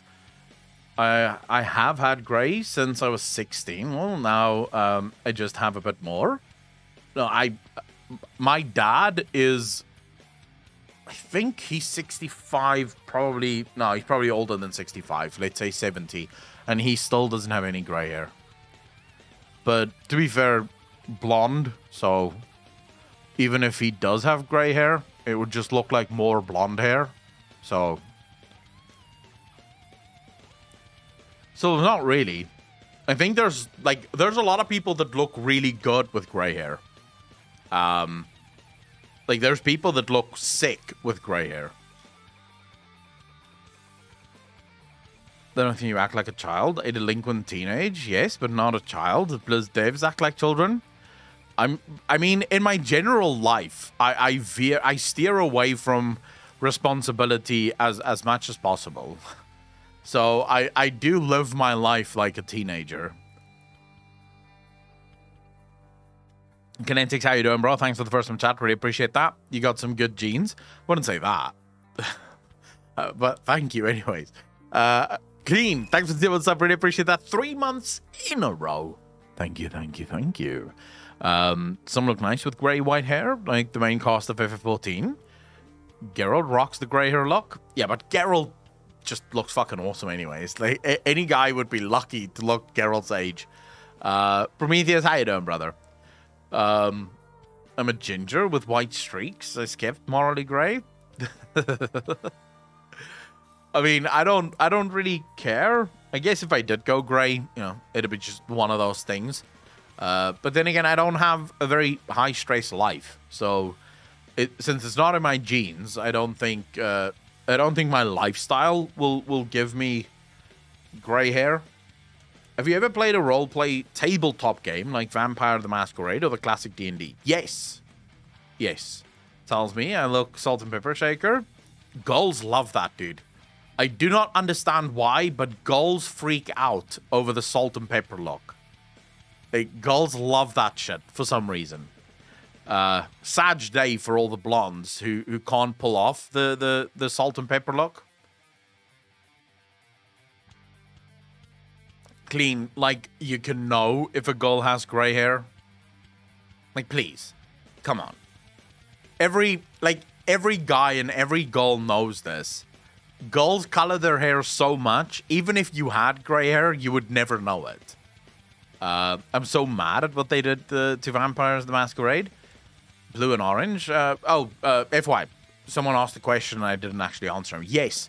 We played a crap ton of D&D last year. We even did it live. I don't know if there's still sessions of that available. I don't think so. I don't think our wait, is our D&D session still available?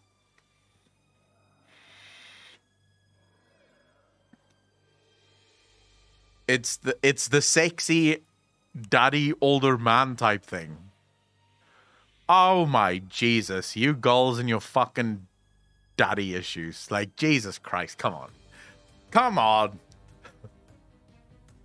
It's weird that not more guys, like, why is it that girls' daddy issues result in them wanting to marry a guy their dad's age? But a guy's mommy issues result in him wanting to marry a girl that is just done with school. That bot's still hot? Do not ask me why. They actually did. I saw a study where they sort of asked girls, like a shit ton of girls, like who's hotter, right? And the majority of girls chose guys with the dad bod, which makes no fucking sense.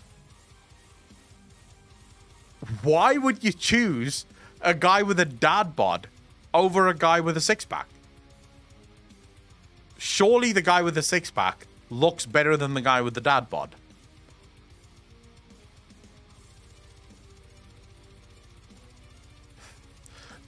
Evans, that is sort of true for everyone. Softer to cuddle up to. Dude, bullshit. That is one of those lies that fat guys tell each other not to feel bad about the fact that they're fucking fat. It's one of those bullshit things that your girlfriend tells you, your girl who is also your friend, not your girlfriend, tells you to make you think that she's going to sleep with you. When you ask her, so would you ever go for a fat guy? Because you're fat and you sort of fish, but you don't want to admit that you like her. And then she goes, yeah, fat guys are so cuddly. Bullshit. She's going to cuddle up to you and cry when her boyfriend with a six-pack leaves her. That's bullshit. Like, there's no such thing as I just want to cuddle better. Like, more successful. You guys think that a guy with a dad bod is more successful than a guy with a six-pack? Because the guy with the dad bod is experienced, has life under his belt, and knows his shit. The youngster doesn't have that appeal.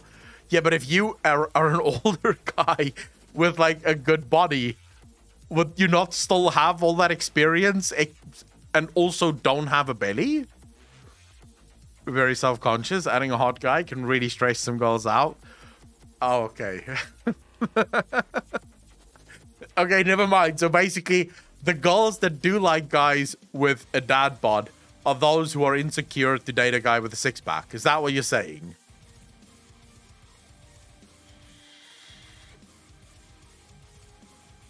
And less competition for the guy. Jesus. So if a guy takes care of himself, he doesn't get a girl because suddenly it becomes competition.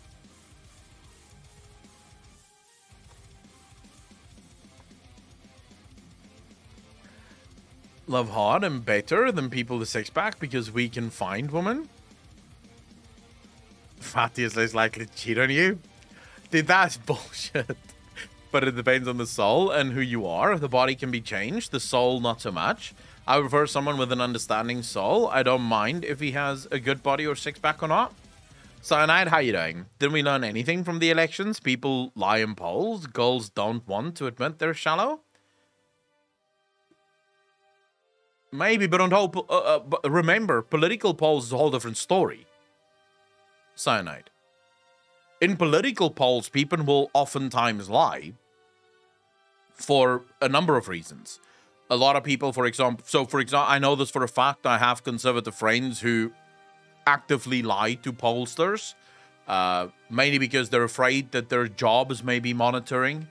Like, they don't know if it's their businesses, the places that they work at. So if they're phoned by people, they will usually go, yeah, I vote Democrat because they don't want to get in trouble. I'm pretty sure there might be Democratic voters that might live in more like Republican states that may also lie because they're afraid they might lose their jobs if maybe it is. So I would say in political polls, the ante is much higher than in whose dick do you want to bounce on, you know?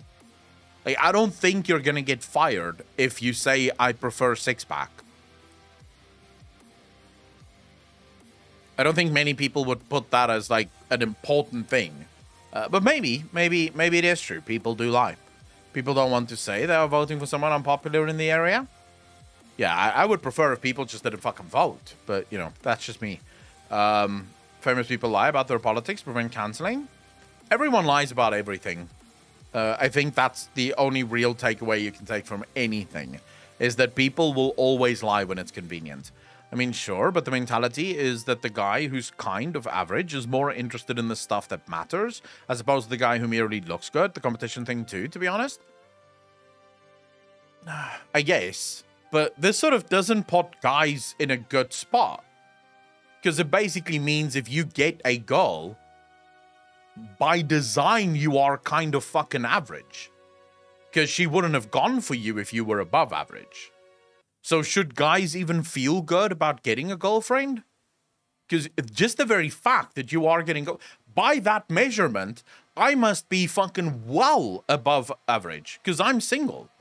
It means the girls don't want to date me because I'm too good looking. I get it now. Makes sense. I like that. I like that explanation. I am so good looking that no girl wants to date me because she's scared she's not going to be able to hold on to me. Easy. If you're above average, you go for them because you can do whatever. Be gay and get a boyfriend. That would be hard. Sorry, that's more of an entry attraction. Clean, that is obviously true. Men tend to be more visual. Girls tend to be less visual. I'm trying to decide how to make the comparison of voting to women being shallow. Illegal, yes, but that won't stop them from firing them for some trivial reason. It just puts you under more scrutiny. You're also famous, very intimidating. Yeah, but I am not famous. Let's just get one thing straight here. I don't think at the size of my audience, one can call me famous. I mean, shit, I'm surprised you don't have a girlfriend. You'd be a prize catch, minus the smoking, I suppose. Yeah, well, that's not stopping. I think you'd be less surprised at the fact that I'm single if you knew how I lived. Like, you would be less surprised. I don't go out. Unless the girl literally shows up at my house by accident because she thought someone else lived here, I will not meet her. Because she would need to be in this room for me to go, oh, look, there's a girl here. Because if she's not in this room, she may as well not fucking exist.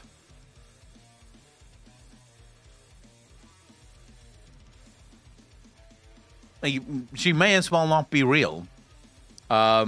Reanimated, how you doing, brother? You have a lot of nerds following you. That might not be the case to score the goals. That's not true. That is not true. Look, nerd is the new fucking jock, bro. Girls love the nerdy guys now.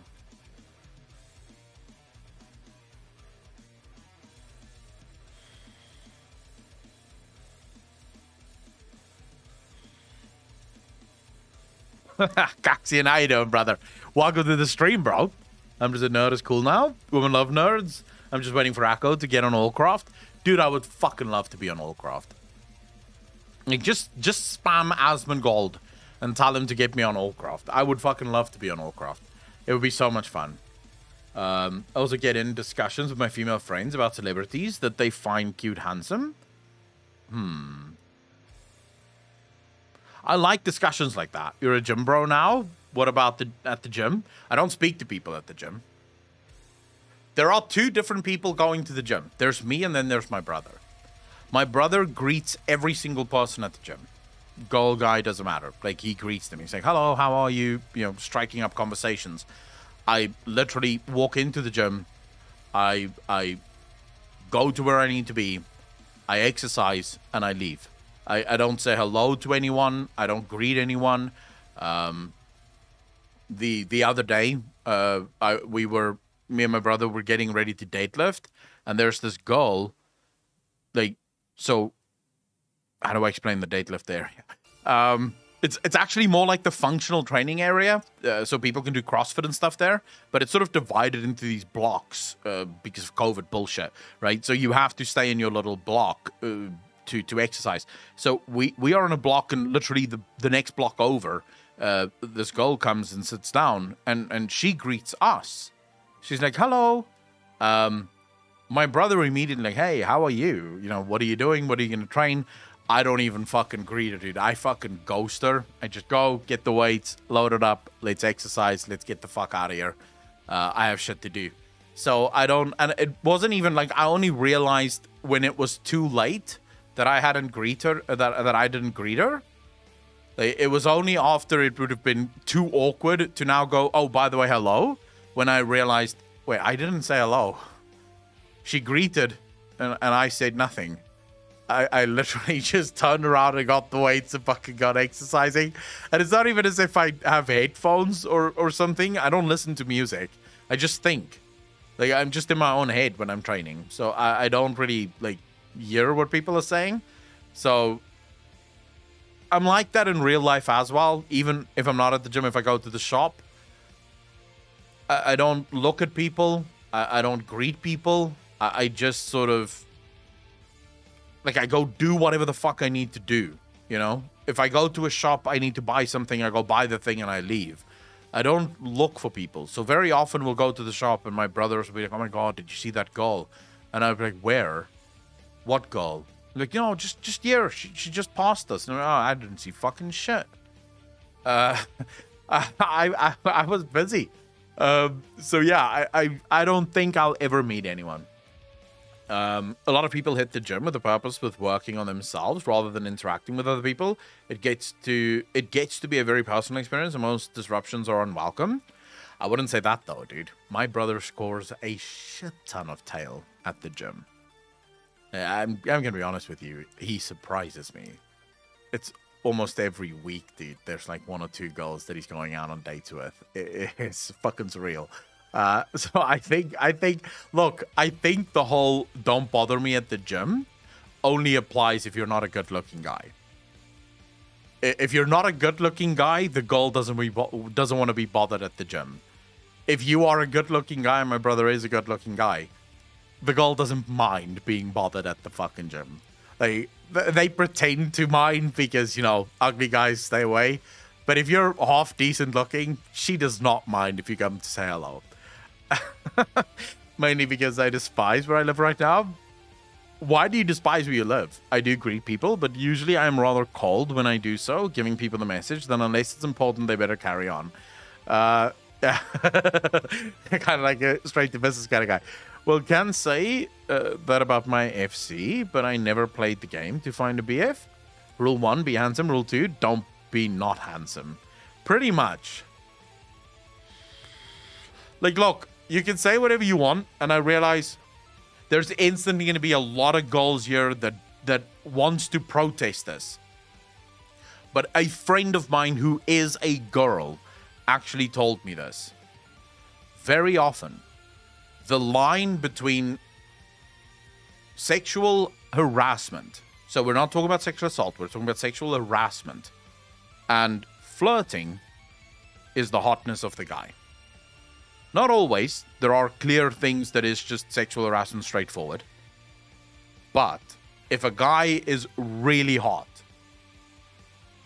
the bar is much higher. Like, he has to go really fucking creepy before it turns into sexual harassment. If it's a fat fuck like me, all I have to do is look at you for too long and you go, excuse me, police, I have a guy here, he's sexually harassing me, right? If it's a guy with a six-pack, he looks fucking good, he'd have to do much worse. So, to be fair, I think almost everything in this world can basically you can basically say there are two rules in this world. There are the rules for the ugly people, and then there are the rules for the hot people. And those rules are not the same. Incorrect on my end. If you're a dick and hot, I still won't like you. The bar definitely moves if you're attractive. He's stealing my sweet rolls. Rick, thanks for the follow, dude. Really appreciate that. Welcome to the channel. Thank you, thank you, thank you. I am homesick for Japan because of it. Wait, memories or experiences where I grew up? Are you home? Do you want to go back to Japan? Tolerance is proportional to their interest on the guy. True, but it also makes sense, right? Because I think in the same vein, a guy's tolerance is proportional to how hot the girl is.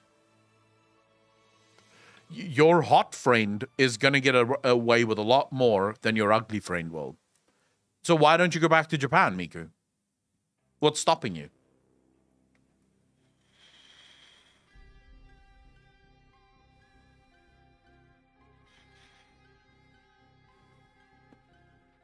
Who the fuck is Wanda Sykes?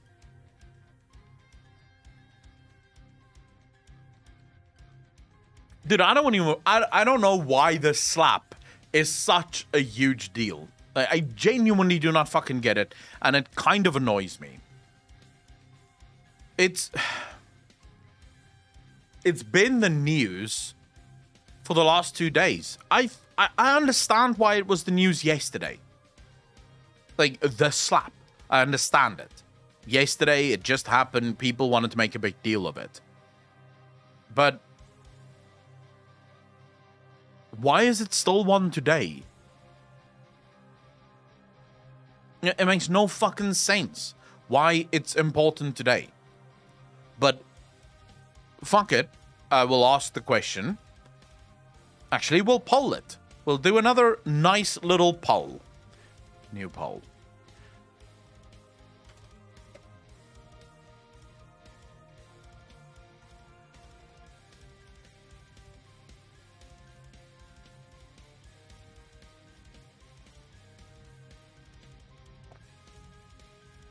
I'll do. All right. Vote in the poll. Let's see how based or fucking useless this chat is. Let's see.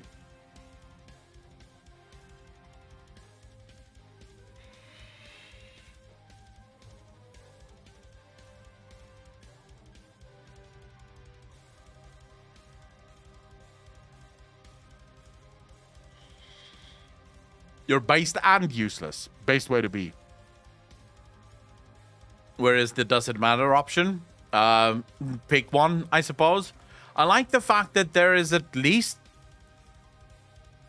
let's say, 25 based or kind of based people in chat right now.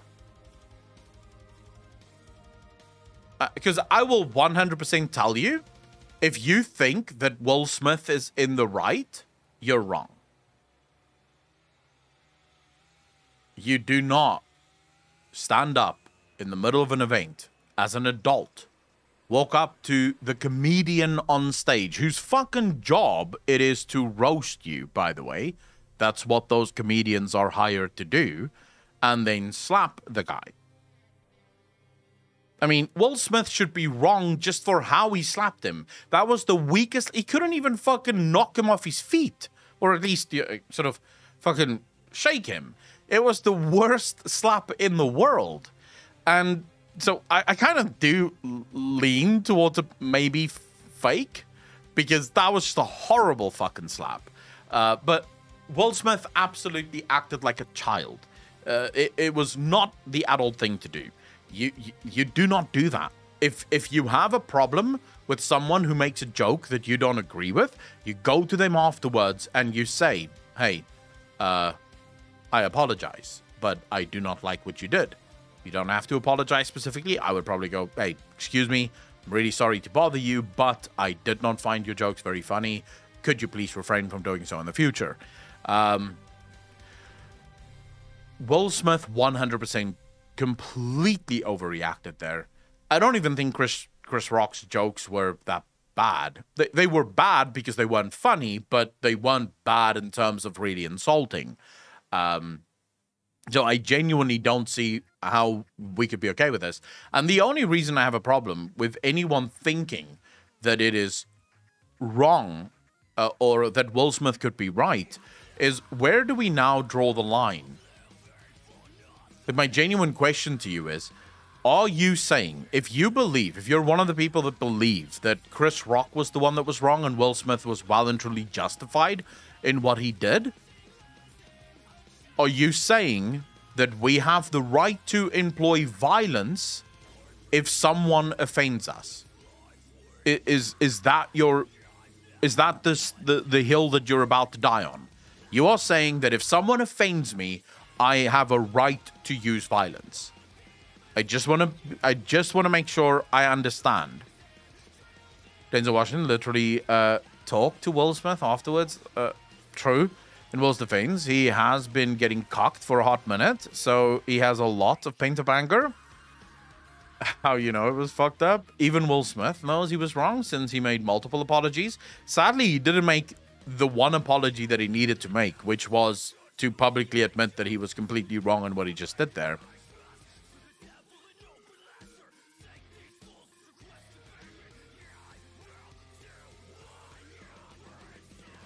It's a dangerous road. I'm going to be honest with you, because it becomes dangerous there. Because to what extent now am I allowed to basically employ violence? Would I be allowed to shoot you if you offend me? Okay, stream is having another fucking moment.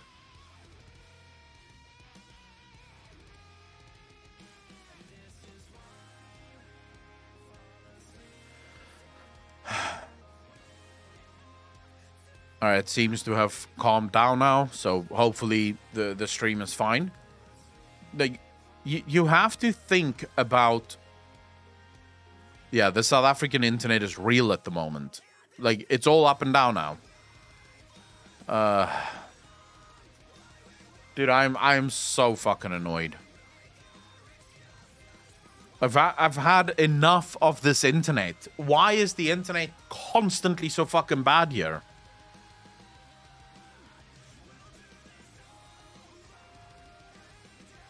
Just wait for it. It's...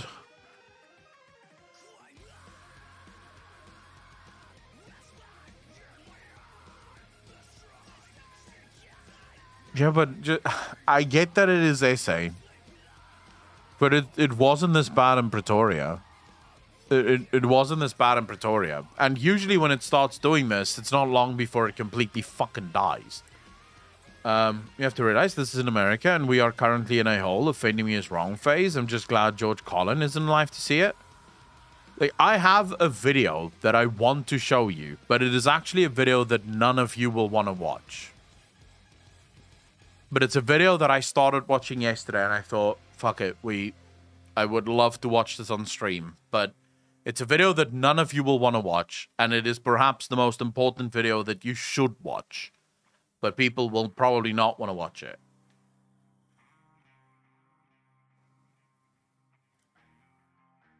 In a public event that's also been broadcasted, I'd do the same. If they joked about me, I'd be fine with it. But if it's a joke... Dude, you don't have to employ violence to stand up for your woman. You literally went on stage not long after that. You could have used that moment to stand up for your girl. I don't actually think... I want to be honest with you. The girls that I know would have found that childish and they would have probably been angry with me.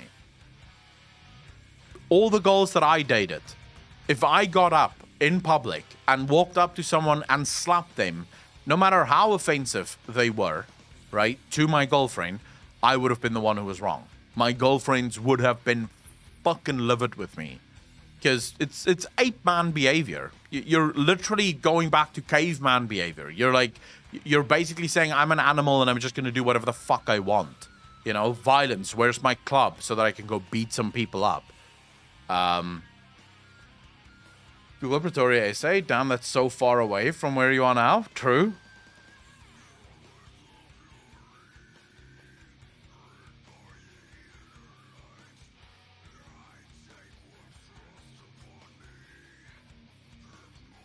Blazing Star, that's most of the girls that I've dated in my life would probably lead to a breakup or very close to a breakup. The joke crossed the line. The slap was maybe a step too far, but the entire situation is a mess. I don't think jokes can ever be a step too far. They're just jokes. You know, they're going to offend... Someone is always going to get offended by something. With anyone that would walk to a person and slap someone because of words... I'm kind of on the fence whether it could have been staged or not. Chris Rock's reaction was pretty genuine during the headlights expression of what the fuck. And I've seen that face on other people who were in a situation they didn't see coming. That said, I think the slap was kind of ridiculous. The slap was really horrible. Wasn't even an overly offensive joke. No, it wasn't. Exactly, it's uncouth, uncivil, and primeval behavior, Neanderthal stuff. There may be offense, but you can't put a leash on humor. Look, my problem. So the reason I think we're in dangerous territory if we start putting sort of barriers up to what can and can't be said is who decides who decides on the barriers.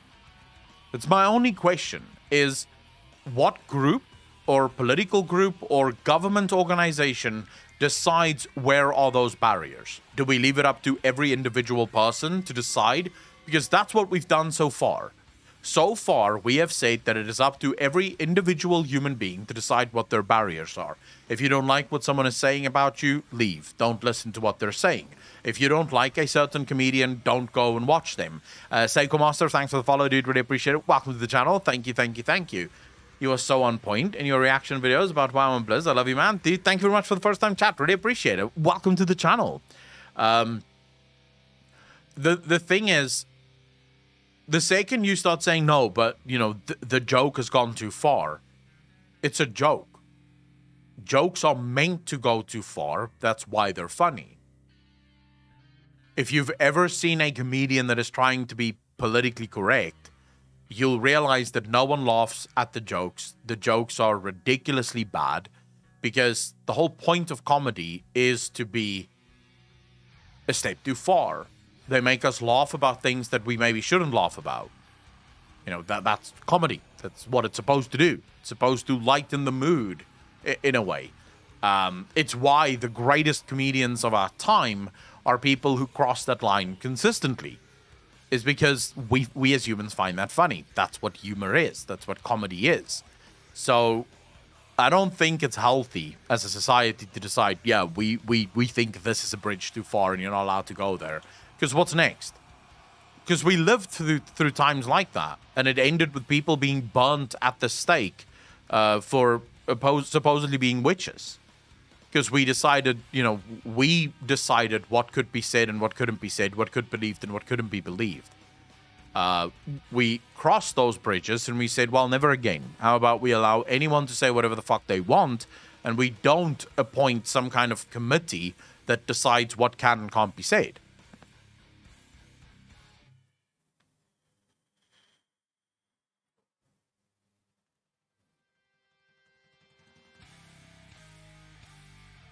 It could be. Ideas full phrase. It could very well be that the joke is even deeper than just the hair thing.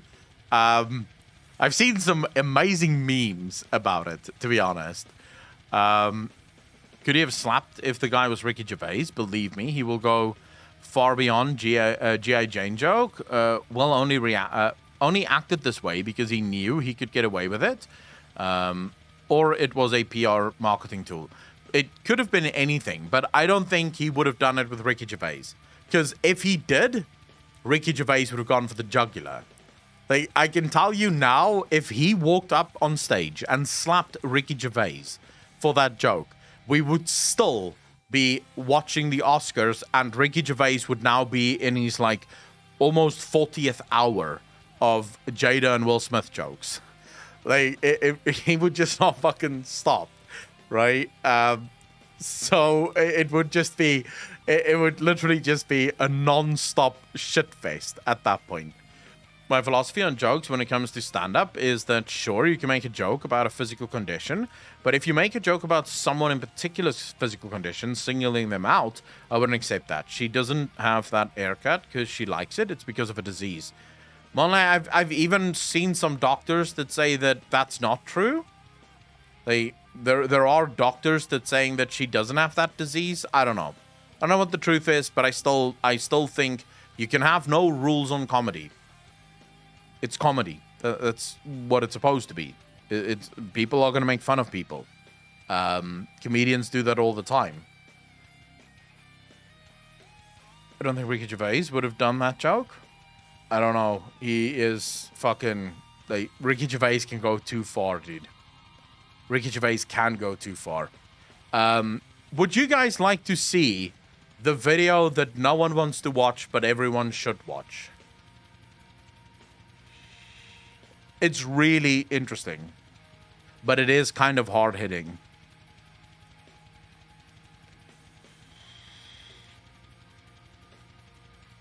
It is very hard-hitting, so you have to understand this is, especially if you live in the US, but if you live anywhere else, you're probably gonna be worried about this as well. Yeah, the video can be boiled down to this is Bobby Kotick's fault. 100%. But this is a very cool video. No. This is so the video itself is not about games at all. It has nothing to do with video games. It is Ray Dalio. I don't know if you guys know who Ray Dalio is, but it's Ray Dalio.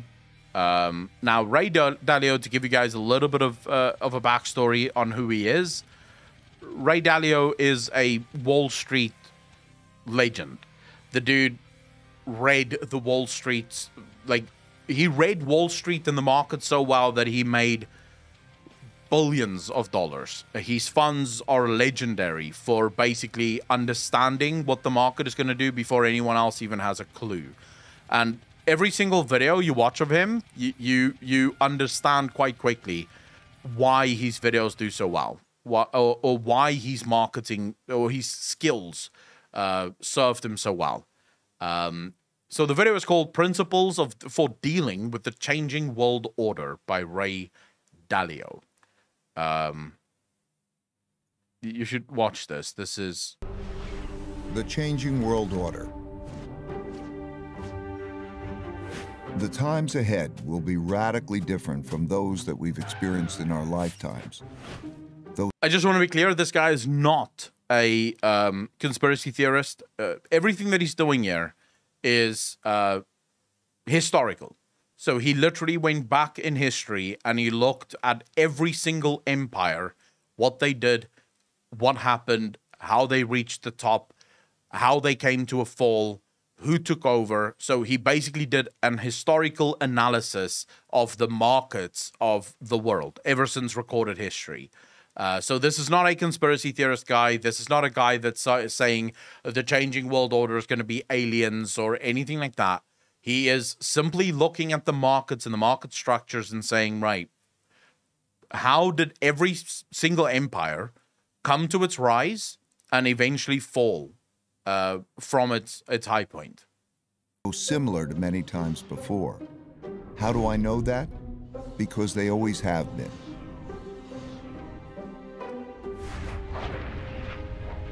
Over my roughly 50 years of global macroeconomic investing, I've learned the hard way that the most important events that surprised me did so because they never happened in my lifetime. These painful surprises led me to study the last 500 years of history for similar situations, where I saw that they had indeed happened many times before, with the ups and the downs of the Dutch, British,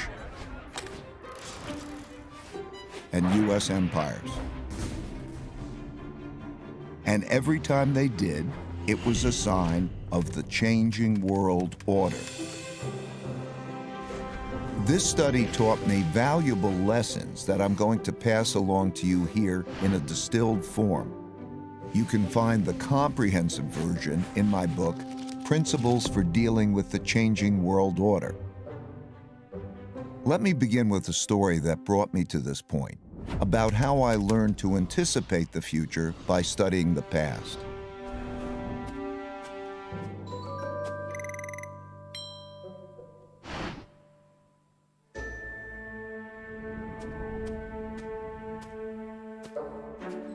In 1971, when I was a young clerk on the floor of the New York Stock Exchange, the United States ran out of money and defaulted on its debts. That's right, the U.S. ran out of money. Oof. How?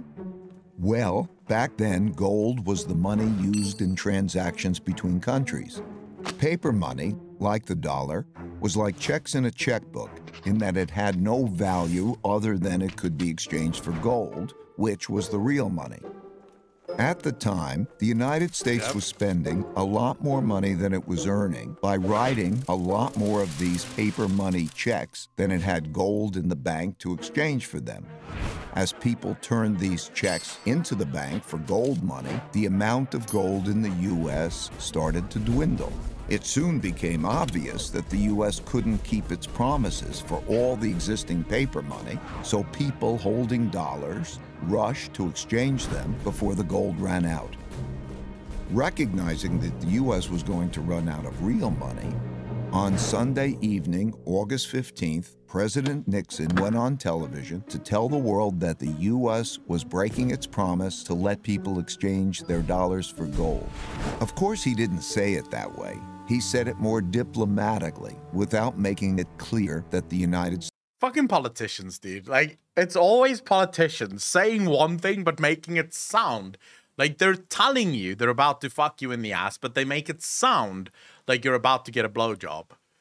Like, it's so fucking horrible. Politicians are just weird. But this video really is interesting. If you keep watching, it gets... Like, I stopped watching about 15 minutes in when I decided I wanted to watch this with stream. And it gets... It gets scary. I'm gonna be honest, it gets really fucking scary. States was defaulting. The strength of a nation's currency is based on the strength of that nation's economy. And the American economy is by far the strongest in the world. Accordingly, I have directed the Secretary of the Treasury to take the action necessary to defend the dollar against... Felicia Angel, how you doing? Thanks for the first one, chat. Really appreciate that. Welcome to the channel. Thank you, thank you, thank you. You mean it's a politician's job to fuck you in the ass and tell you you're getting a blowjob? That is true. I just hate that we need that job. Alton4, how you doing, bro? Thanks for the follow. Really appreciate it. Welcome to the channel. To speculate. Thank you, thank you, thank you. I have directed Secretary Connally to suspend temporarily the convertibility of the dollar into gold or other reserve assets, except in amounts and conditions determined to be in the interest of monetary stability and in the best interest of the United States. I watched in awe, realizing that money as we understood it was ending. What a crisis. I expected the stock market to plunge the next day, so I got on the exchange floor early to prepare. When the opening bell rang, pandemonium broke out, but not the kind I expected. The market was up, way up, and went on to rise nearly 25%. That surprised me, because I never experienced a currency devaluation before. When I dug into history, I discovered that the exact same thing happened in 1933 and had the exact same effect. Then, paper dollars were also linked to gold, which the U.S. was running out of because it was spending more paper money checks than it had gold to exchange for them. And President Roosevelt announced on the radio that he would break the country's promise to exchange dollars for gold. It was then that I issued the proclamation providing for the national bank holiday and this was the first step in the government's reconstruction of our financial and economic fabric. The second step, last Thursday, was the legislation promptly and patriotically passed by the Congress, confirming my... I hate those words, promptly and patriotically. Like, it's your patriotic duty to fuck the financial systems. You're gonna see, by the way, how he shows, this is why I say this video is really scary. He shows you how all of this ends up fucking the poor guy. Like, the poor and the middle class, how all of these moves end up fucking you and me. We're the ones that end up paying the price for this. The rich, they love this because it makes them even richer. Because they already have the money, so a devalue in currency means that they make even more money. Whereas the poor, their money just gets devalued. You know, if you have $1,000 excess in your bank account, you can use that money to make $2,000, $3,000, $4,000 if it gets devalued enough, because stocks get cheaper, you can buy more stocks, and as the stocks go up, you can make more money. Even though your $2,000 is worth less than it would have been 10 years ago, you still have $2,000 in the bank because you had $1,000 excess. If you have no excess money and you have $1,000 to buy food with, if your money loses value to the point where in order to buy food you now need $1,500, then, well, you're fucked. Because you only have $1,000. But you need $1,500. So in the end, it's the poor and the middle class that gets wrecked by these systems.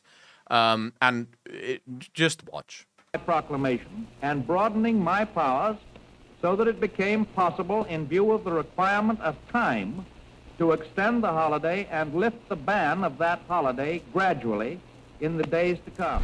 This law also gave authority to develop a program of rehabilitation. In both cases, breaking the link to gold allowed the U.S. to continue spending more than it earned, simply by printing more paper dollars. Since there was an increase in the number of dollars without an increase in the country's wealth, the value of each dollar fell.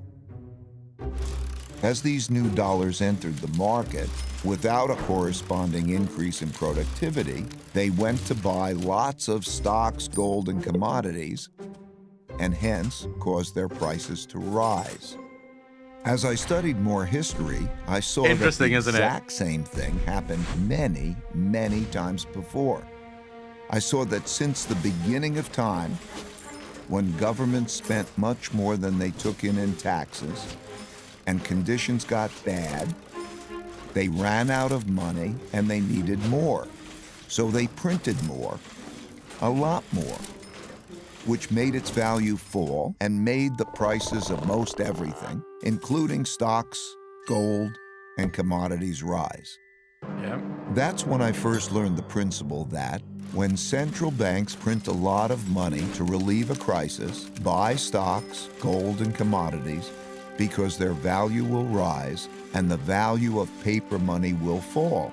See, this is it. This is why the rich get so much richer. How many stocks do you think Bill Gates had before the coronavirus crisis? Because I guarantee you it's more stocks than you and I have. It's probably more stocks than any of us in this chat have. Correct? So when the stock market just flew through the fucking roof as a result of the coronavirus, people like that became even fucking richer. Just over the course of the coronavirus pandemic, we saw basically most of these billionaires doubled their wealth. You know, Elon Musk went to like a $300 billion $1 billion worth, and Jeff Bezos as well just exploded. Like, they all got so fucking rich off of this, exactly because of this. As you print more money, the money devalues, stocks go up, and they make more money. This printing of money is also what happened in 2008 to relieve the mortgage-driven debt crisis, and in 2020 to relieve the pandemic-driven economic crisis, and it almost certainly will happen in the future. So I suggest that you keep this principle in mind. These experiences gave me another principle, which is to understand what is coming at you, you need to understand what happened before you. That principle led me to study how the Roaring '20s bubble turned into the 1930s depression, which gave me the lessons that allowed me to anticipate and profit from the 2007 bubble, turning into the 2008 bust. All these experiences led me to develop an almost instinctual urge to look to the past for similar situations, to learn how to handle the future well. Changing orders.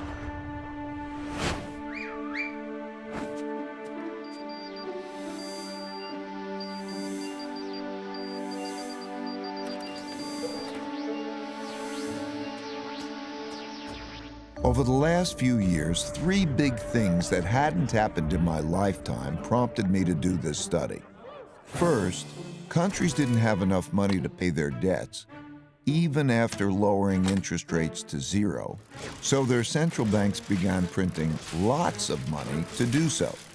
That is very true. Big internal conflicts emerged due to growing gaps in Kenyo, it's called The Principles for Dealing with the Changing World Order by Ray Dalio. Wealth and values. This showed up in political populism and polarization between the left, who want to redistribute wealth, and the right, who want to defend those holding the wealth. And third, increasing external conflict between a rising great power and the leading great power, as is now happening with China and the United States. So I looked back. I saw that all these had happened together before, many times, and nearly always led to changing domestic and world orders. The last time this sequence happened was from 1930 to 1945. What exactly is an order, you might ask? It's a governing system for people dealing with each other. There are internal orders for governing within countries, typically laid out in constitutions. And there is a world order for governing between countries, typically laid out in treaties. Internal orders change at different times than world orders, though whether within or between countries. Zaisi, so there's actually a lot more that goes into the German printing of money to get out of their hyperinflation, or the stabilization of their hyperinflation, that can't really be covered by, say, traditional means. Because what Germany actually did as a result of this, because Germany did print themselves into hyperinflation, and then they managed to get themselves out of that, right? But there's actually like a very special story about Germany. So it would be one of those cases where you have the exception to the rule, not the rule. So Germany is an exception. It's an exceptional case of where some very interesting things were done and some very smart things were done, but also in the long term, it also had very negative effects. So I would say you can't really use Germany in this regard, but also what you have to understand is at that time, Germany wasn't a world power. This video specifically focuses on the world orders. So why is America right now the world power? Because every country in the world uses dollars to pay for everything else. When we buy oil, we buy it with dollars. When we buy food from other countries, we buy it with US dollars. So every country needs US dollars in order to trade, and the US has the ability to basically exchange all of those dollars because it is the global currency, right? Sophia, thanks for the tier 2 sub. Really appreciate that. 43 months in a row. Thank you, thank you, thank you. So I would say that when it comes to world orders, the rules is a little bit different because in this instance, world orders have to basically, that money needs to be paid back. So if you keep printing money, you are eventually going to devalue things. Ren the Mage, how you doing, brother? I have a question that might be off topic right now. Maybe I should send it to you on Discord for later. But how would you feel about removing Mythic Plus? Ren the Mage, send it to me on Discord for later. I'll do it right after this video. But I basically, push chat into watching this video. So I want to make sure that chat sees the video before we sort of divert the conversation away from economics. And I want to be clear, I'm not some economic genius. I don't have a degree in economics or anything like this. I just find economics very interesting. I follow a whole bunch of economists on a whole bunch of issues. And I don't know of a single economist that doesn't sort of agree with Ray Dalio's perspective on this. These orders typically change after wars, civil wars within countries, international wars between countries. They happen when revolutionary new forces defeat weak old orders. For example, the U.S. Internal Order was laid out in the Constitution in 1789 after the American Revolution, and it is still operating today, even after the American Civil War. Russia got rid of its old order and established a new one with the Russian Revolution in 1917, which ended in 1991 with a relatively bloodless revolution. China began its current internal order in 1949 when the Chinese Communist Party won the Civil War. You get the idea. The current world order, commonly called the American World Order, formed after the Allied victory in World War II when the U.S. emerged as the dominant world power. It was set out in agreements and treaties for how global governance and monetary systems work. In 1944, the New World Monetary System was laid out in the Bretton Woods Agreement and established the dollar as the world's leading reserve currency.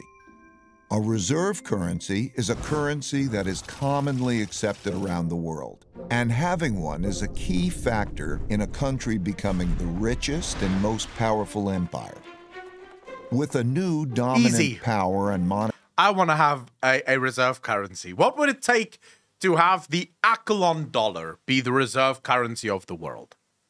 Because I promise to be respectful and sensible with my currency. If the whole world promises to use my currency, I can print it and everyone can use it. And it's going to be called the Akalon dollar. That way, I'm going to be the Akko coin. It's going to be an NFT. That's the one. I'm going to do an NFT. It's going to be called the Akko coin, and it's going to be the new world reserve currency. Monetary system established, a new world order begins. These changes take place in a timeless and universal cycle that I call the Big Cycle. I'll start with a quick overview, then give you a more complete version, and then direct you to my book if you want more.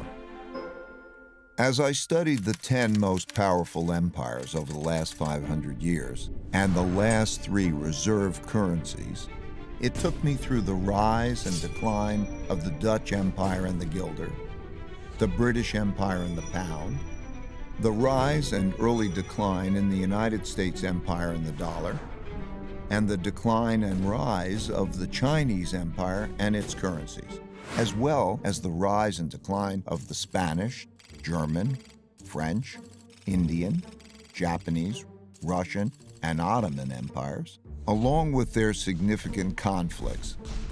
The fuck? This is racist. Where's the South African empire? Oh, never mind. Never mind, South Africa's never been an empire. We've basically always been fucked. So I guess we don't get a name on this chart. Well, fuck the rest of you that is on this chart, by the way. As measured in this chart. To understand China's patterns better, I also studied the rise and fall of Chinese dynasties and their monies back to the year 600. Because looking at all these measures at once can be confusing, I'll focus on the 4 most important ones: the Dutch, British, U.S., and Chinese. Yep. You'll quickly notice the pattern. Now let's simplify the form a bit. As you can see, they transpired in overlapping cycles that lasted about 250 years, with 10 to 20-year transition periods between them. Typically, these transitions have been periods of great conflict because leading powers don't decline without a fight. So how am I measuring an empire's power? In this study, I used 8 metrics. Each country's measure of total power is derived by averaging them together. They are education, inventiveness and technology development, competitiveness in global markets, economic output, share of world trade, military strength, the power of their financial center for capital markets, and the strength of their currency as a reserve currency. Because these powers are measurable, we can see how strong each country is now, was in the past, and whether they're rising or declining. By examining the sequences from many countries, we can see how... I don't think he's predicting a large war coming, because I believe in the past, so for example, the fall of the Greek Empire, where the Roman Empire took over, saw little real conflict. The Greeks effectively just became undone.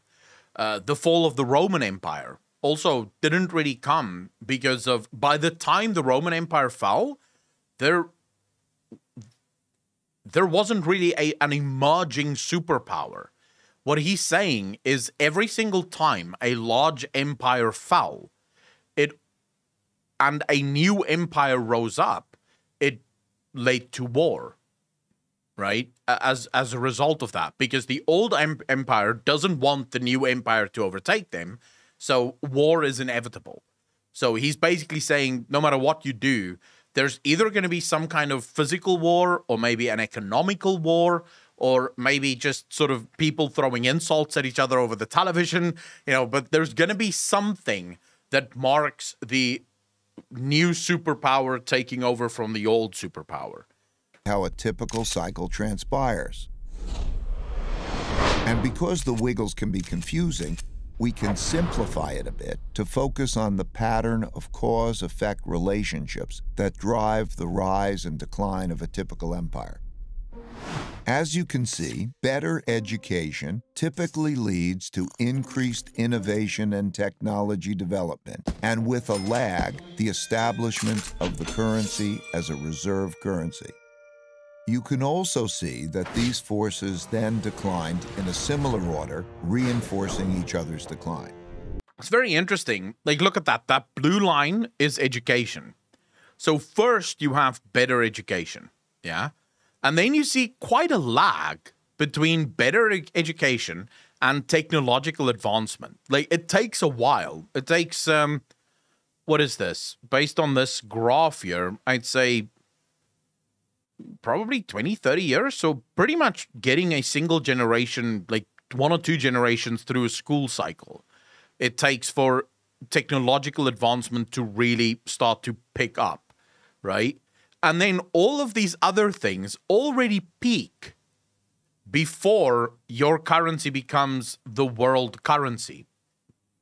So it already peaks before your currency finally becomes a world currency. By the time your world currency becomes the world currency or the reserve currency, all of these things are already well into decline. It is as if world superpowers forget what made them this powerful. So, for example, education, they start caring less about that, start caring less about spending in education, start caring less about things like innovation, start shipping all their innovation jobs off to other countries because it's cheaper and easier to do it there.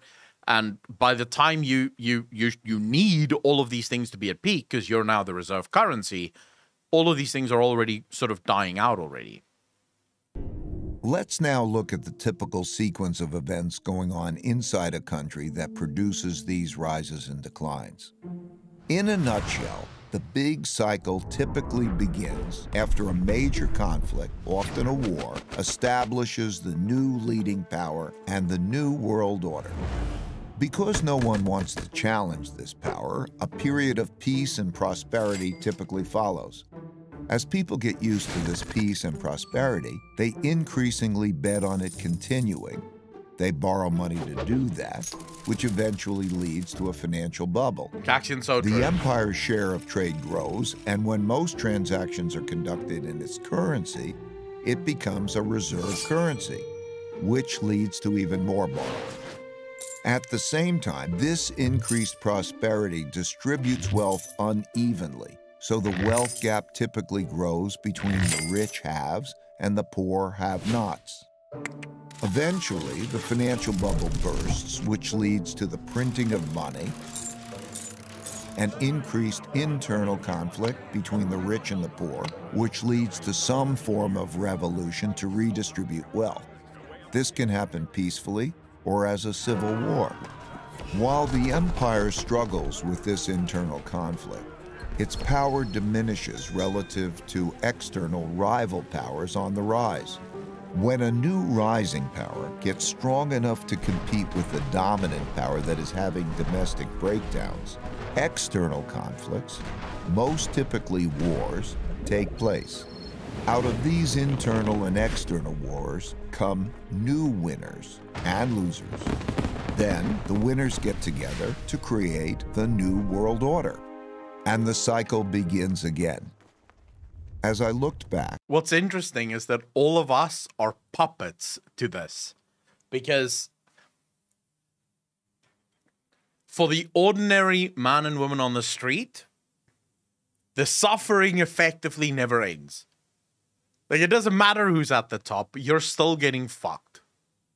I saw that these cause and effect relationships drove the cycles of rises and declines all the way back to the Roman Empire.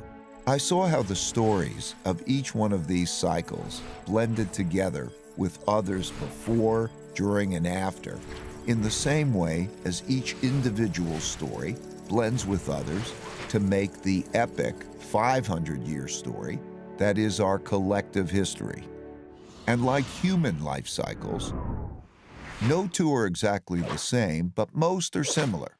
They're driven by logical cause and effect relationships that progress through stages from birth to strength and maturity to weakness and inevitably decline.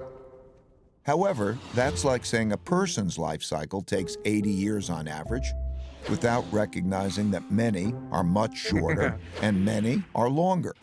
While age can be a good indicator of future longevity, a better way is to look at health indicators.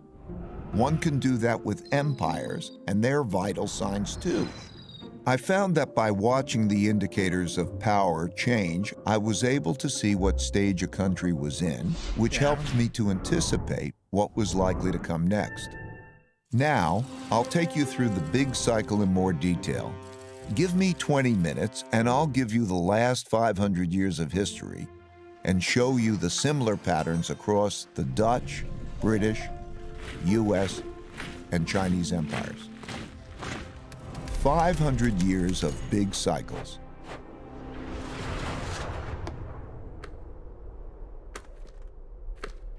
Strap in, boys. I'm going to describe the typical cycle by dividing it into 3 phases: the rise, the top, and the decline.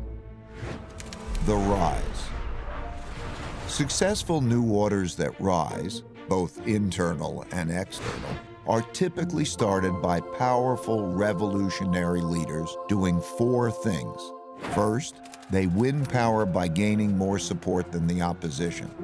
Second, they consolidate power by converting, weakening, or eliminating the opposition so they don't stand in their way. Third, they establish systems and institutions that make the country work well. And fourth, they pick their successors well, or create systems that do that. Because a great empire requires many great leaders over several generations. At this stage, soon after winning the fight, there is typically a period of peace and growing prosperity because the leadership is clearly dominant and has... Sly, how you doing? What new WoW cinematic? I'm just waiting for the internet to sort of fucking stabilize. Just give it a moment. The internet is once again like going apeshit. So just waiting for that. What new cinematic? We can react to it right after this. I just want to finish watching this and then we can react to that. These animations are really cute. Too bad it is basically a horror story. It's an interesting story because if you know what the future is going to hold, you can prepare for it. Dude. Why is my internet so fucking bad the whole goddamn time?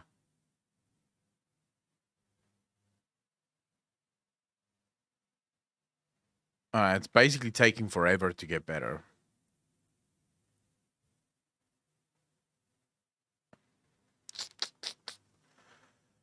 Defeat the ISP hamster. Dude, I'm getting sick and tired of my ISP right now because this happens every single fucking time. You saw WoW cinematic and your dick got hard? Not really. I'm not interested really.